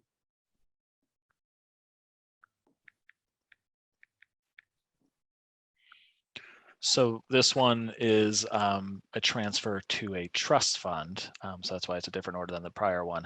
And this is catching up for what we cut both in FY21 and FY2, what would have been our contributions to the Opeb trust fund. And again, the Opeb trust fund is where we are building a reserve to make sure we can honor our health insurance obligations to retirees, primarily health insurance among some other benefits, but health insurance obligations to retirees, that cost is growing. And so we're building a pool of reserves, much like the pension system is doing, to make sure we can honor those commitments into the future. And so this amount is equal to what we cut in FY21 and what we cut in FY22 from the regular contribution we make. Are there any questions that members of the committee have regarding this recommendation and how it fits into the OPEB plan or anything else? Lynn? No, I'm ready to make a motion. Kathy, were you a question or did It's you? just a quick question. Sean, does this get us back to even, and then in the next year, we would be budgeting this amount? I mean, we'd be bugging what I'll call the normal amount. So this gets us back to even. Is that what this is? Sean's gone. That's okay. I think the answer is The yes. answer is, Kathy, the answer is yes. Yeah, the This answer allows is yes. this allows us to catch up for the 2 years where we didn't put the full amount in. And in this next year, we will put the full amount in that we have been doing. That's all I wanted to confirm, Lynn. Yes. It's the next year I was confirming. I knew we were catching up. Yep. Yep. Hey, Lynn, motion? I move that we recommend to the town council that they approve appropriation and transfer order FY 22-1-12B, Town of Amherst free cash and other post-employment benefits, OPEB trust fund. I second it. Okay, thank you. This motion. Any discussion on the motion? And if not, start this time with Bernie. Approve. Matt? Support. I vote yes. Lynn? Yes. Kathy? Yes. Pat? Aye. Dorothy? Yes. And Bob? I support it. Okay, so again, it passes with unanimous vote from the council members of the committee in support of all three resident members. And now we get to the one that had the most discussion last night, I believe. But Sean, anything to add? Yeah, so this one is an appropriation for specific expenses. I think the one here that from a staff perspective that we really need to do is the dog park portion, because we can't complete that project without that additional appropriation. The other two, we prioritize roads and sidewalks because we've heard that priority from, quite frankly, JCPC and from the council and others about the backlog of road repairs and sidewalk repairs that need to be done. Again, I think we're open to alternatives if there's something that the council, the finance committee deem a higher priority. But I think we put this out there because we have heard this is a long-standing priority and there's a huge backlog. So we know even with an additional contribution, it's not like we're getting ahead on roads. We're just reducing how far behind we are on roads. And the other thing is we won't typically borrow for roads, or we try not to borrow for roads. I know we talked about the ladder truck, and I think Andy pointed out correctly, that's something we normally would borrow for, whereas roads is something we typically wouldn't.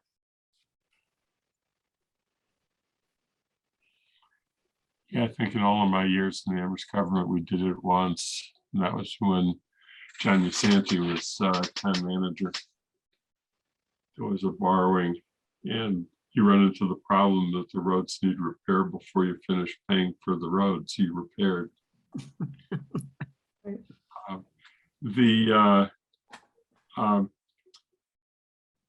question that I have is on this one, because we're talking, this is for an appropriation as opposed to a transfer. We need to have that public forum, correct? Yes. So yes, and that is scheduled for Monday, the 22nd.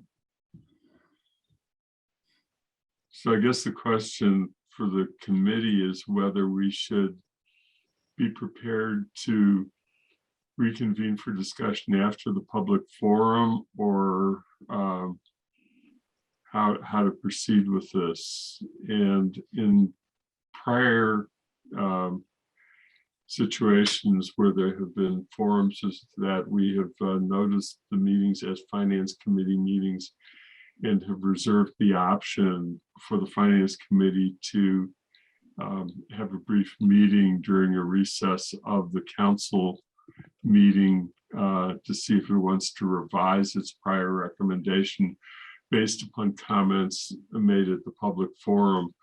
But it otherwise puts us in a weird position of making a recommendation before we've heard from the public.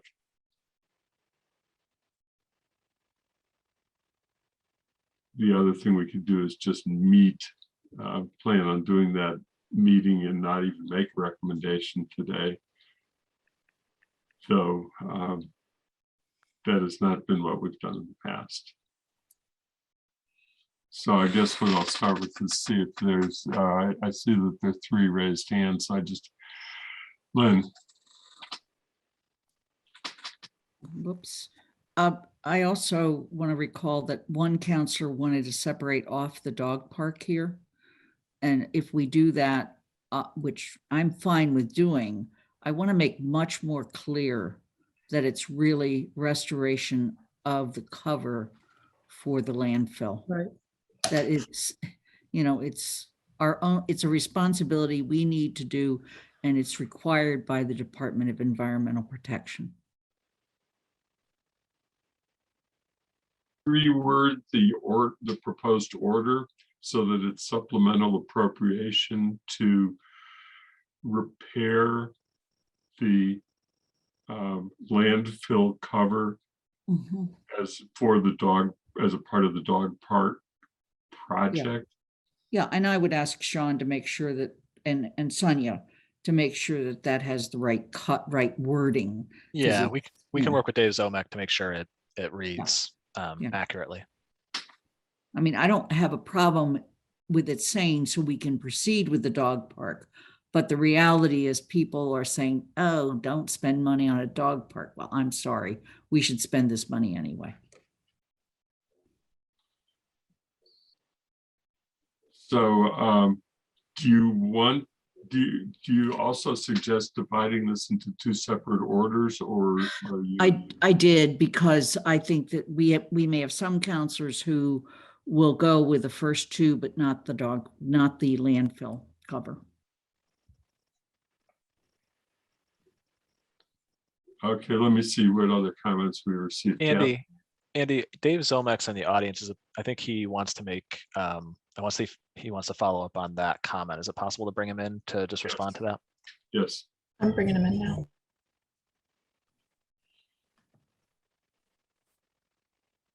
You keep forgetting Athena's here.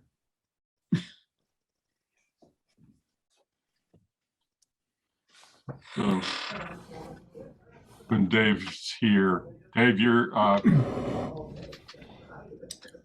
Yeah, thanks, Andy.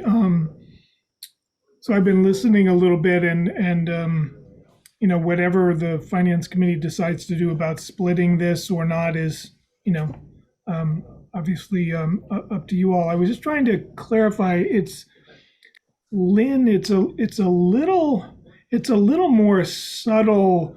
So than the way you phrased it, and we may need to, you know, I can certainly work with Sean and Sonia on any background material or how we word this, but it's the protection of the cap has been ongoing the entire project. So it's not like the Department of Environmental Protection said,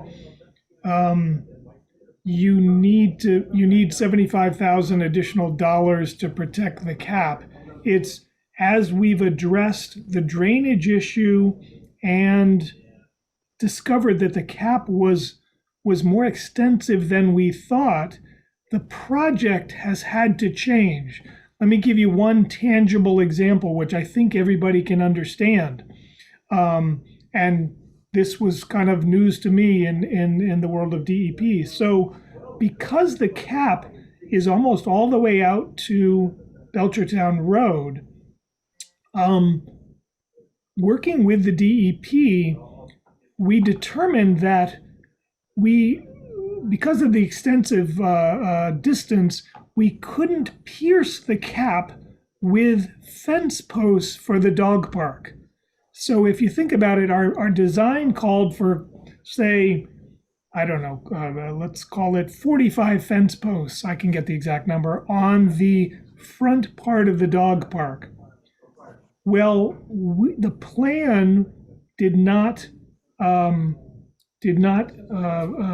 consider the fact that the cap went that far. So instead of being able to drill 45 fence posts or however many, whatever the number is, we have to pour a concrete pad, if you will, a long, narrow concrete pad into the ground, and DEP will accept that as protecting the cap. What they don't want us to do is puncture 45 holes in the cap in that location. So I just wanted to make clear that this is the kind of iterative process that we've gone through with DEP, and each step of the way they've said, well, you know, we've learned something new. Now this sounds a little like, well, why didn't the plan anticipate this? Well, the cap was put on in mid to late 1980s. There's no survey plan of the cap, and it's very hard. You can't go around just puncturing holes in the cap to find where it is. So I don't want anybody to think we didn't plan well for this project. We think we did our due diligence. We know we did, but it so happens that when we began to put in the fence posts at Belchertown Road, we hit the cap where we didn't think it was. So does that give you an idea of how the costs escalated beyond what we budgeted for the project? So that alone is tens of thousands of dollars of difference because the cap was determined to be more extensive. And we had to come up with an engineering solution so we wouldn't puncture the cap in 45 places. Does that make sense as one example of how the budget had to grow a little bit? Makes sense to me, and I think you've asked a good question. So before I call on everybody else on other issues, I ask that people indicate whether they have any questions of Dave about what he just said and the reasons for going that the budget has gone up by the $75,000 so that we firmly understand that. Kathy, do you have questions along information along those lines that you need? I do. Andy, I mean, I have a separate comment, but I'll just focus on the, so I definitely think it needs to be split. And I think, Dave, you need to write a paragraph to go with this, because now it's not just, it's clearly related to the dog park, you know, that if we didn't have a dog park, we wouldn't have a problem. So it's not, you know, what I heard last night was someone said, we're going to have to do this one way or the other. And it's not that simple. So I think we need that paragraph, which may improve people's willingness to vote for it or not, but I think we need to make that clear. And what you just said to me was totally clear, you know, what it is we need this money for. So, and I'm not talking about a page, I'm talking about a paragraph of explanation what this is needed. It's clearly directly related to the cap, but it's not that if there was no dog park, we would need to spend this money. Yeah. Okay. Bob?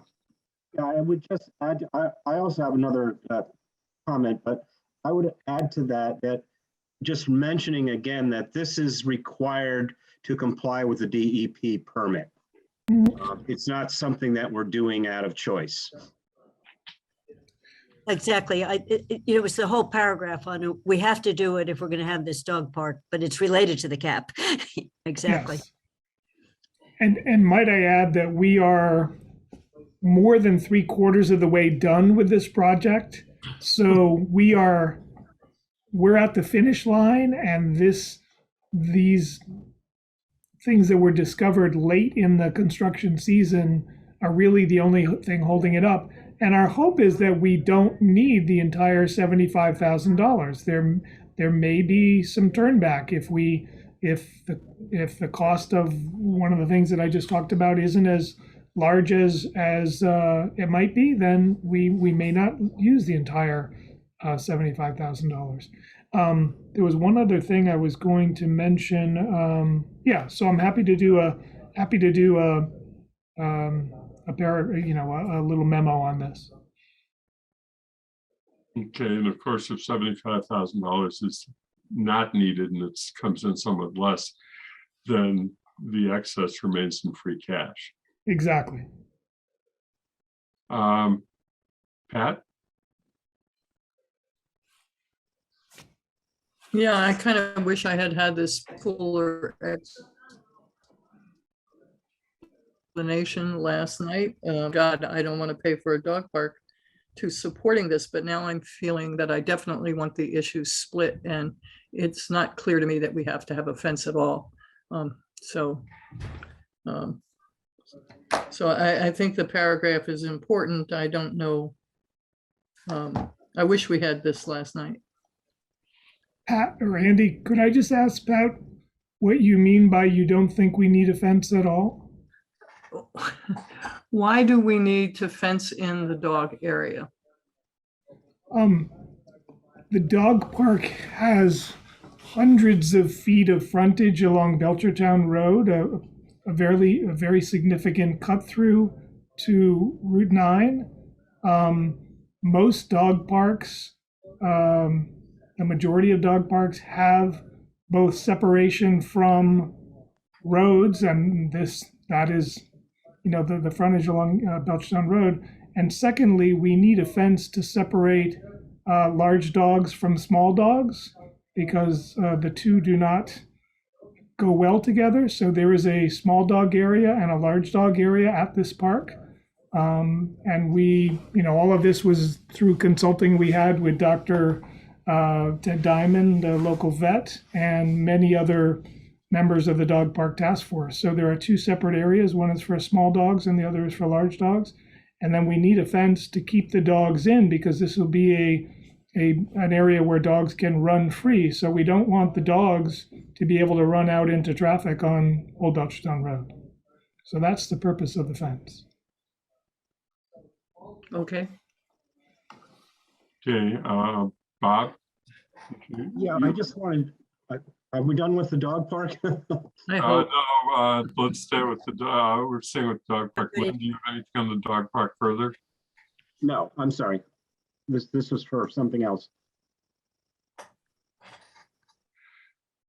Okay, Lynn, do you have anything further? Or- Yeah, I think the word that I'm looking for is we're doing this to further protect the landfill as we complete construction of the dog park.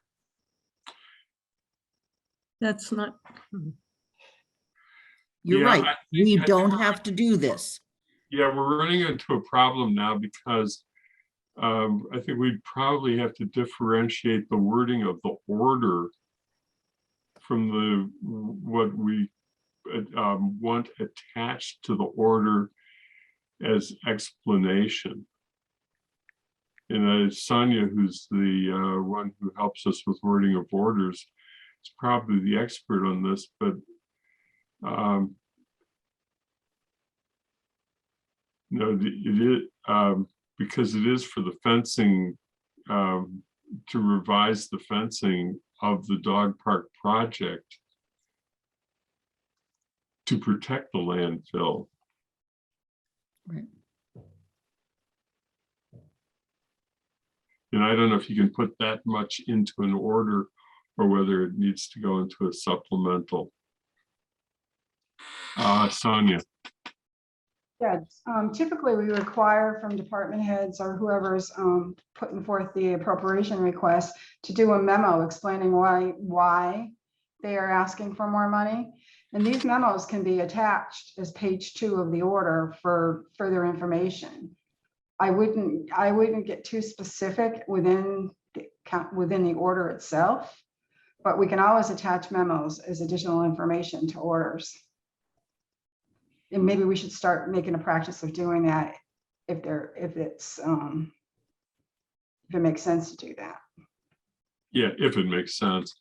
So why don't we consider a motion that would recommend a separate order for the dog park appropriation that will recommend $75,000 as a supplemental appropriation for that project with a memorandum attached to the revised order explaining the need for the appropriation. Yep, I can get that for you tomorrow morning. Well, I don't know about the memo, that's Dave. Andy, I can't raise my hand, but can I speak after Kathy? Yeah, I was just going to say, Andy, I don't think we want to vote on recommending to the council. We're just asking staff to revise this order to split them, right, with a memo. That's what we're doing now. Are we splitting all three? We also want to recommend it. Are we splitting all three or just the? I think we're trying to split off the dog park. Okay. So into its own. So you'd have to have another transfer order number for either this one keeps it for roads and sidewalks and then dog park gets a new one. Yep, that's why there's A, B, C, D.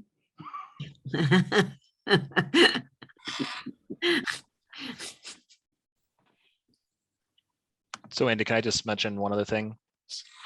So one other thing that will come to the council, will likely come to the council maybe next week or possibly the week after, or the meeting after, that may affect your consideration. So I just want to raise it now so it's not a surprise. We're experiencing another project that's coming in higher than expected that we'll probably have to come back for additional funds. And that's for the pumper truck for the fire department. So the council authorized $450,000 in borrowing for that vehicle. And it's coming in quite a bit higher than that. We're still working to figure out what the exact cost is and what our options are to mitigate and how we're going to procure that truck. But regardless, it's likely we're going to be coming back for, we could either come back to increase the borrowing authorization, which is maybe the easiest, but given we're talking about allocating additional funds, I just wanted to raise that. The other thing we're going to be looking to put into that pumper truck that wasn't in the original estimate is the 0 RPM technology that we put into the ambulance that makes it more efficient. Considering this is a 20-year vehicle, we thought it's one of those things we kind of have to do to stay consistent with our goals. So I just want the committee to be aware of that too, that's something else separate from this list that'll be coming forward.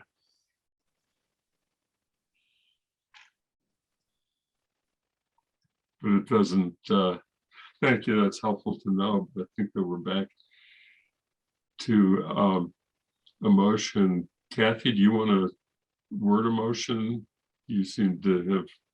Well, what I'm wondering is whether we're simply asking them to come back to us with a split order where one order does this wording and one order is a reworded dog park. So is that, we're making a motion to ask the staff to do that? Is that correct? That's all I was questioning, as opposed to voting on a recommend to the council. This is just asking the staff to come back with this revised. Does that impact our ability to hold the hearing on Monday? I don't know if that's a question for Athena. If the order changes.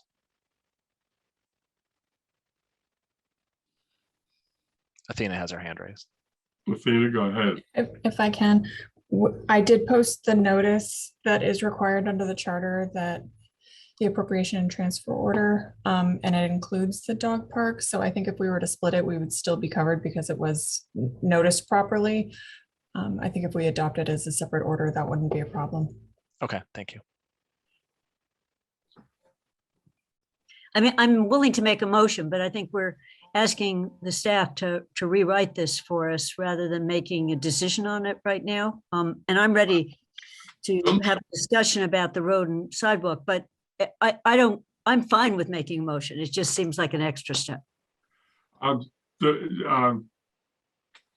Sort of gets back to the question that I had raised at the beginning, which is, does the committee want to make a motion now on whether or not it recommends now 2 orders, or does it want to wait until after the public forum to make that, to take that action?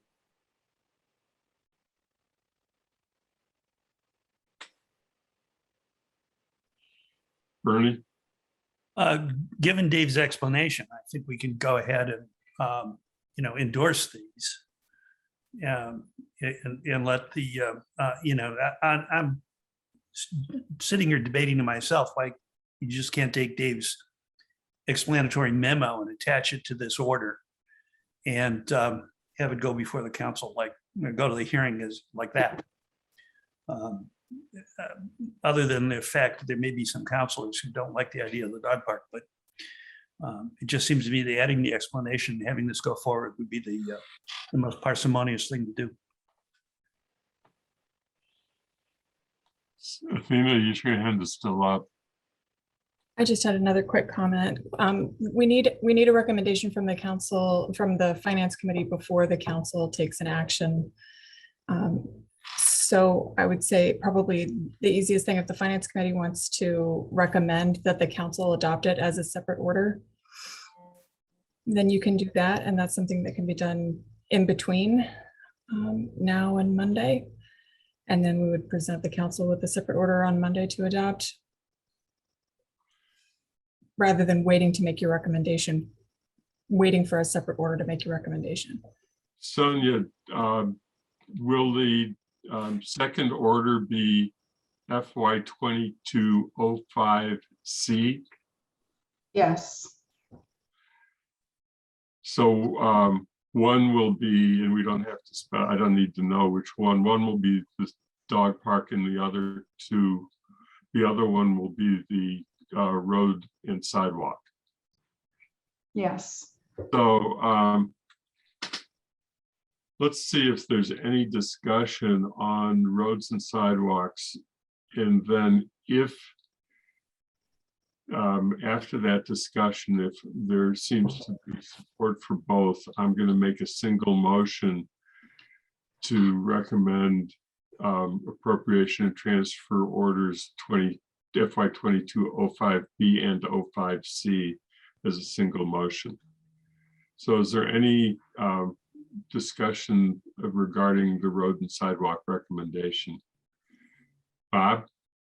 Yeah, I just have a question as to whether the $1 million and the $250,000, whether specific projects have already been identified, or whether this is just kind of, we decide to spend this amount of money and the town manager, or I'm not sure who else would decide where this particular money was actually spent.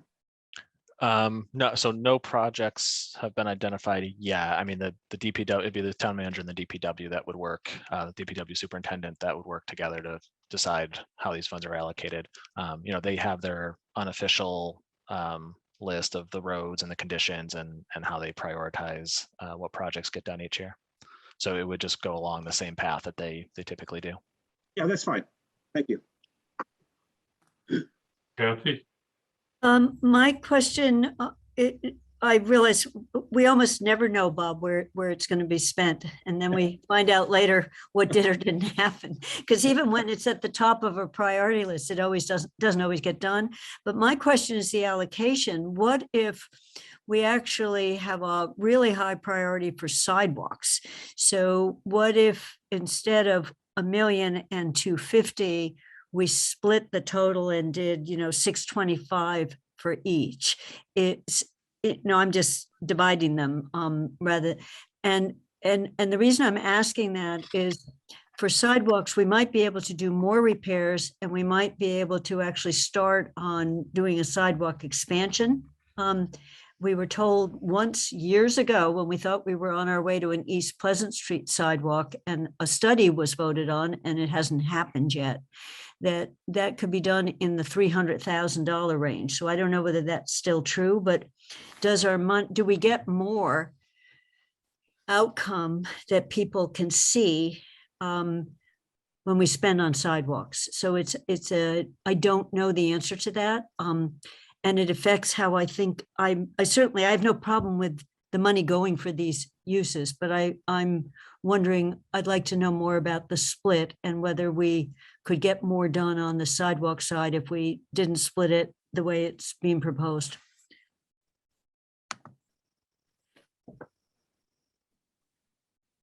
Sean, even Yeah, so I mean, I don't have a lot to say on that. I think if that's the feedback from the finance committee, the town manager would consider it. Again, I think you'd have to reject this or send it back to the town manager for revision. But I think the town manager is open to that. He's aware of the high priority of sidewalks. But again, roads, we just know there's a sort of documented backlog of road repairs. So again, I think that's feedback the town manager would be fine receiving. And I'm just saying this because Guilford told us in JCPC that for $1 million, we get a mile of roads, which, so it's less visible to people that something really happened. So and so on. I wouldn't want to hold this up. I think it's important to be spending this money, but I don't know the answer to my own question. Yeah. Sonia? Yeah, I would just like to add, because roads, and I'm not trying to step on anybody's toes, it will be up to Guilford or the town manager, depending on what kind of contractor he has to put together for road repaving or whatever for sidewalks. But because this is being appropriated in the same order, you could if you wanted to, you can kind of ignore the 1,000 and the 250 and just consider it repaving roads and sidewalks, because it's a total, and we just give a list of what we expect it to go. If one costs more and one's a little less, we can move that money because it is in the same order. It's just like the capital program. If one program costs less and one costs more, if there's extra in there because it's voted in the same order, we have that flexibility to cover it within that capital plan.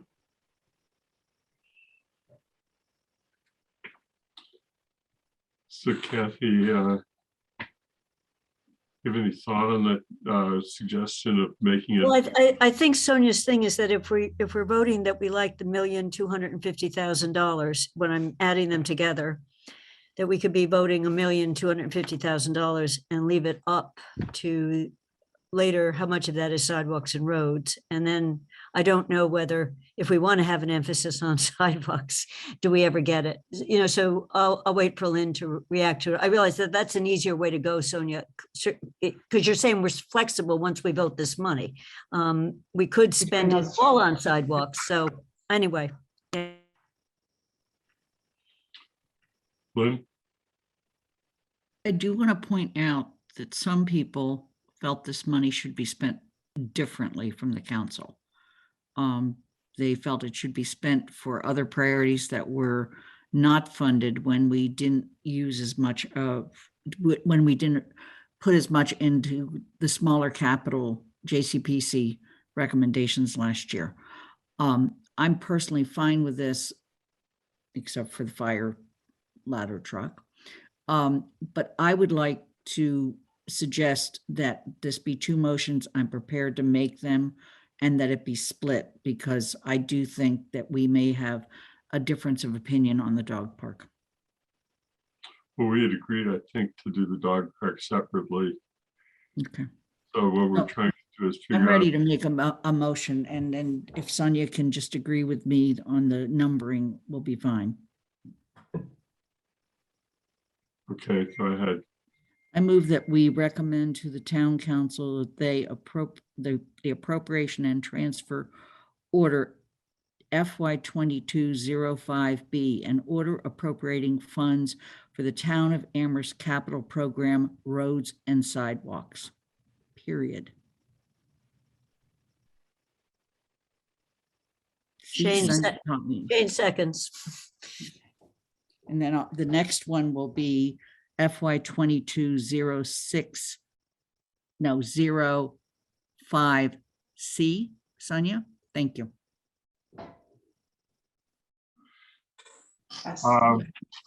And do we want to specify in the motion the amount of $1,250,000? Yes. I'll do that. So, but that's acceptable to the maker and the seconder to specify the amount, I assume. So I'm going to go ahead, and unless there's somebody who raises a hand to ask for further comment, we'll go ahead and vote on the first motion, which is the one that has just been offered regarding an allocation for road and sidewalk repair. Matt? Aye. You said, I think it was Pat who said aye. So Yes. I said Matt, but that's okay. Oh, I'm sorry. No, Pat said aye. I'm picking up where you are on my list and just going in the same order I was before. Dorothy? Left. She's gone, Andy, I think. Matt may be gone also. Who is? Matt may be gone also. I don't see him. Yeah, he said he was only here till 4:30. Okay. Bob? I support. Bernie? Or I vote yes. Lynn? Aye. And Kathy? Yes. So I think that we are on this motion 4 in favor from council members, 2 members, resident members are in support, and there are 2 members of the committee who are absent. One is resident, one is council. Correct. So that's how the minutes, what the minutes should reflect. Second motion. Okay. I move that we recommend appropriation and transfer order FY 22-5-05C, in order appropriating funds for the town of Amherst. Appropriating funds for town of Amherst capital program -- supplemental dog park appropriation. Second, DeAngelis. Okay, any discussion? And So it should have the amount of 75,000.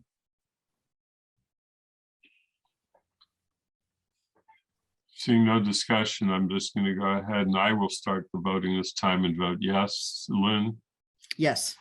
Kathy, Yes. Pat, Yes. Dorothy, I assume is absent. Bob, Or Bernie. For. And Matt, I assume is absent. So having with that vote, we have the motion passing with 4 voting in favor from the council, 2 indicating support from resident members, and 1 council member and 1 resident member absent. And I think that completes the work for today. I think we know that the next meeting is a week from today. That I'm going to work with Kathy and Bob on a draft of the council guidelines, and you have something to email to the 2 of us, Lynn, or 3 of us rather.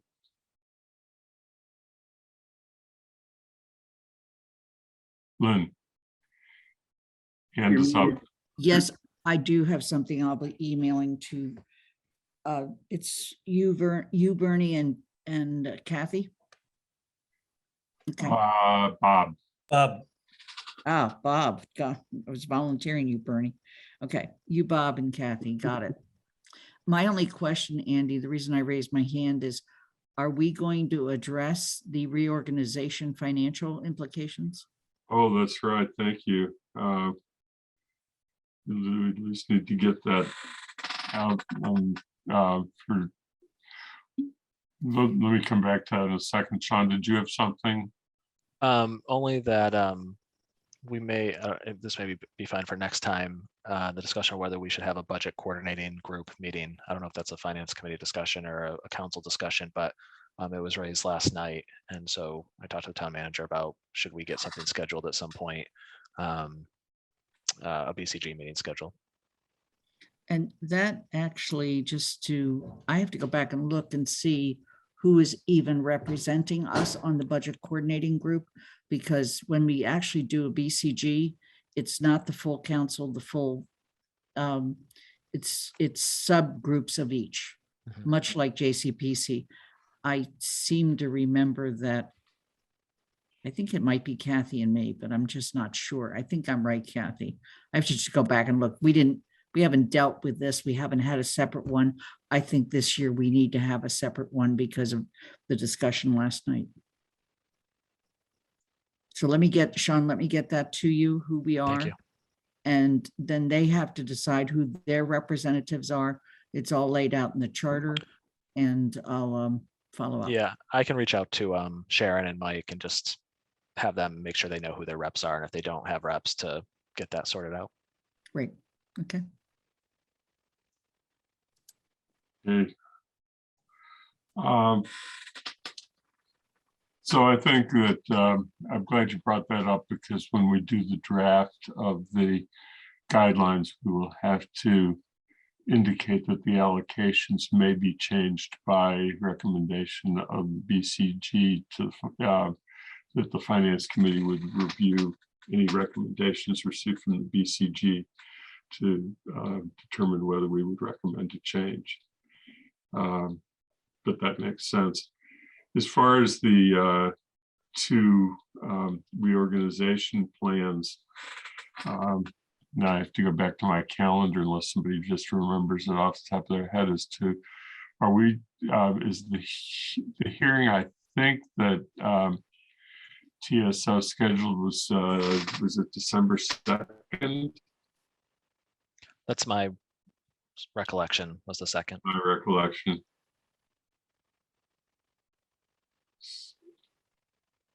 It's December 9th. Oh, it was the 9th. Yeah. Um, So we can do this at our next meeting. That's what I was going to recommend. Yep. yeah, and I'm not sure that, yeah, I guess you're right. We can just take care of it, postpone it till the next meeting.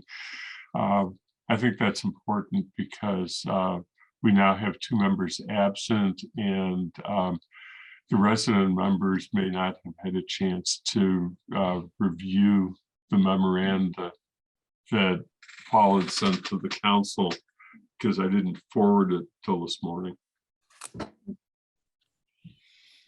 So we will put that on our next agenda so that we can move forward. And we will actually have one additional meeting possibly on December 7th, but we don't want to, I think we want to try and see if we can address it at the next meeting. Anything else that any members of the committee have for this evening, other business or additional questions? Otherwise, giving it a few seconds to look. Otherwise, we're adjourned, and I thank you very much. It's been a long and difficult meeting, and I appreciate everybody sticking with it. So, thank you.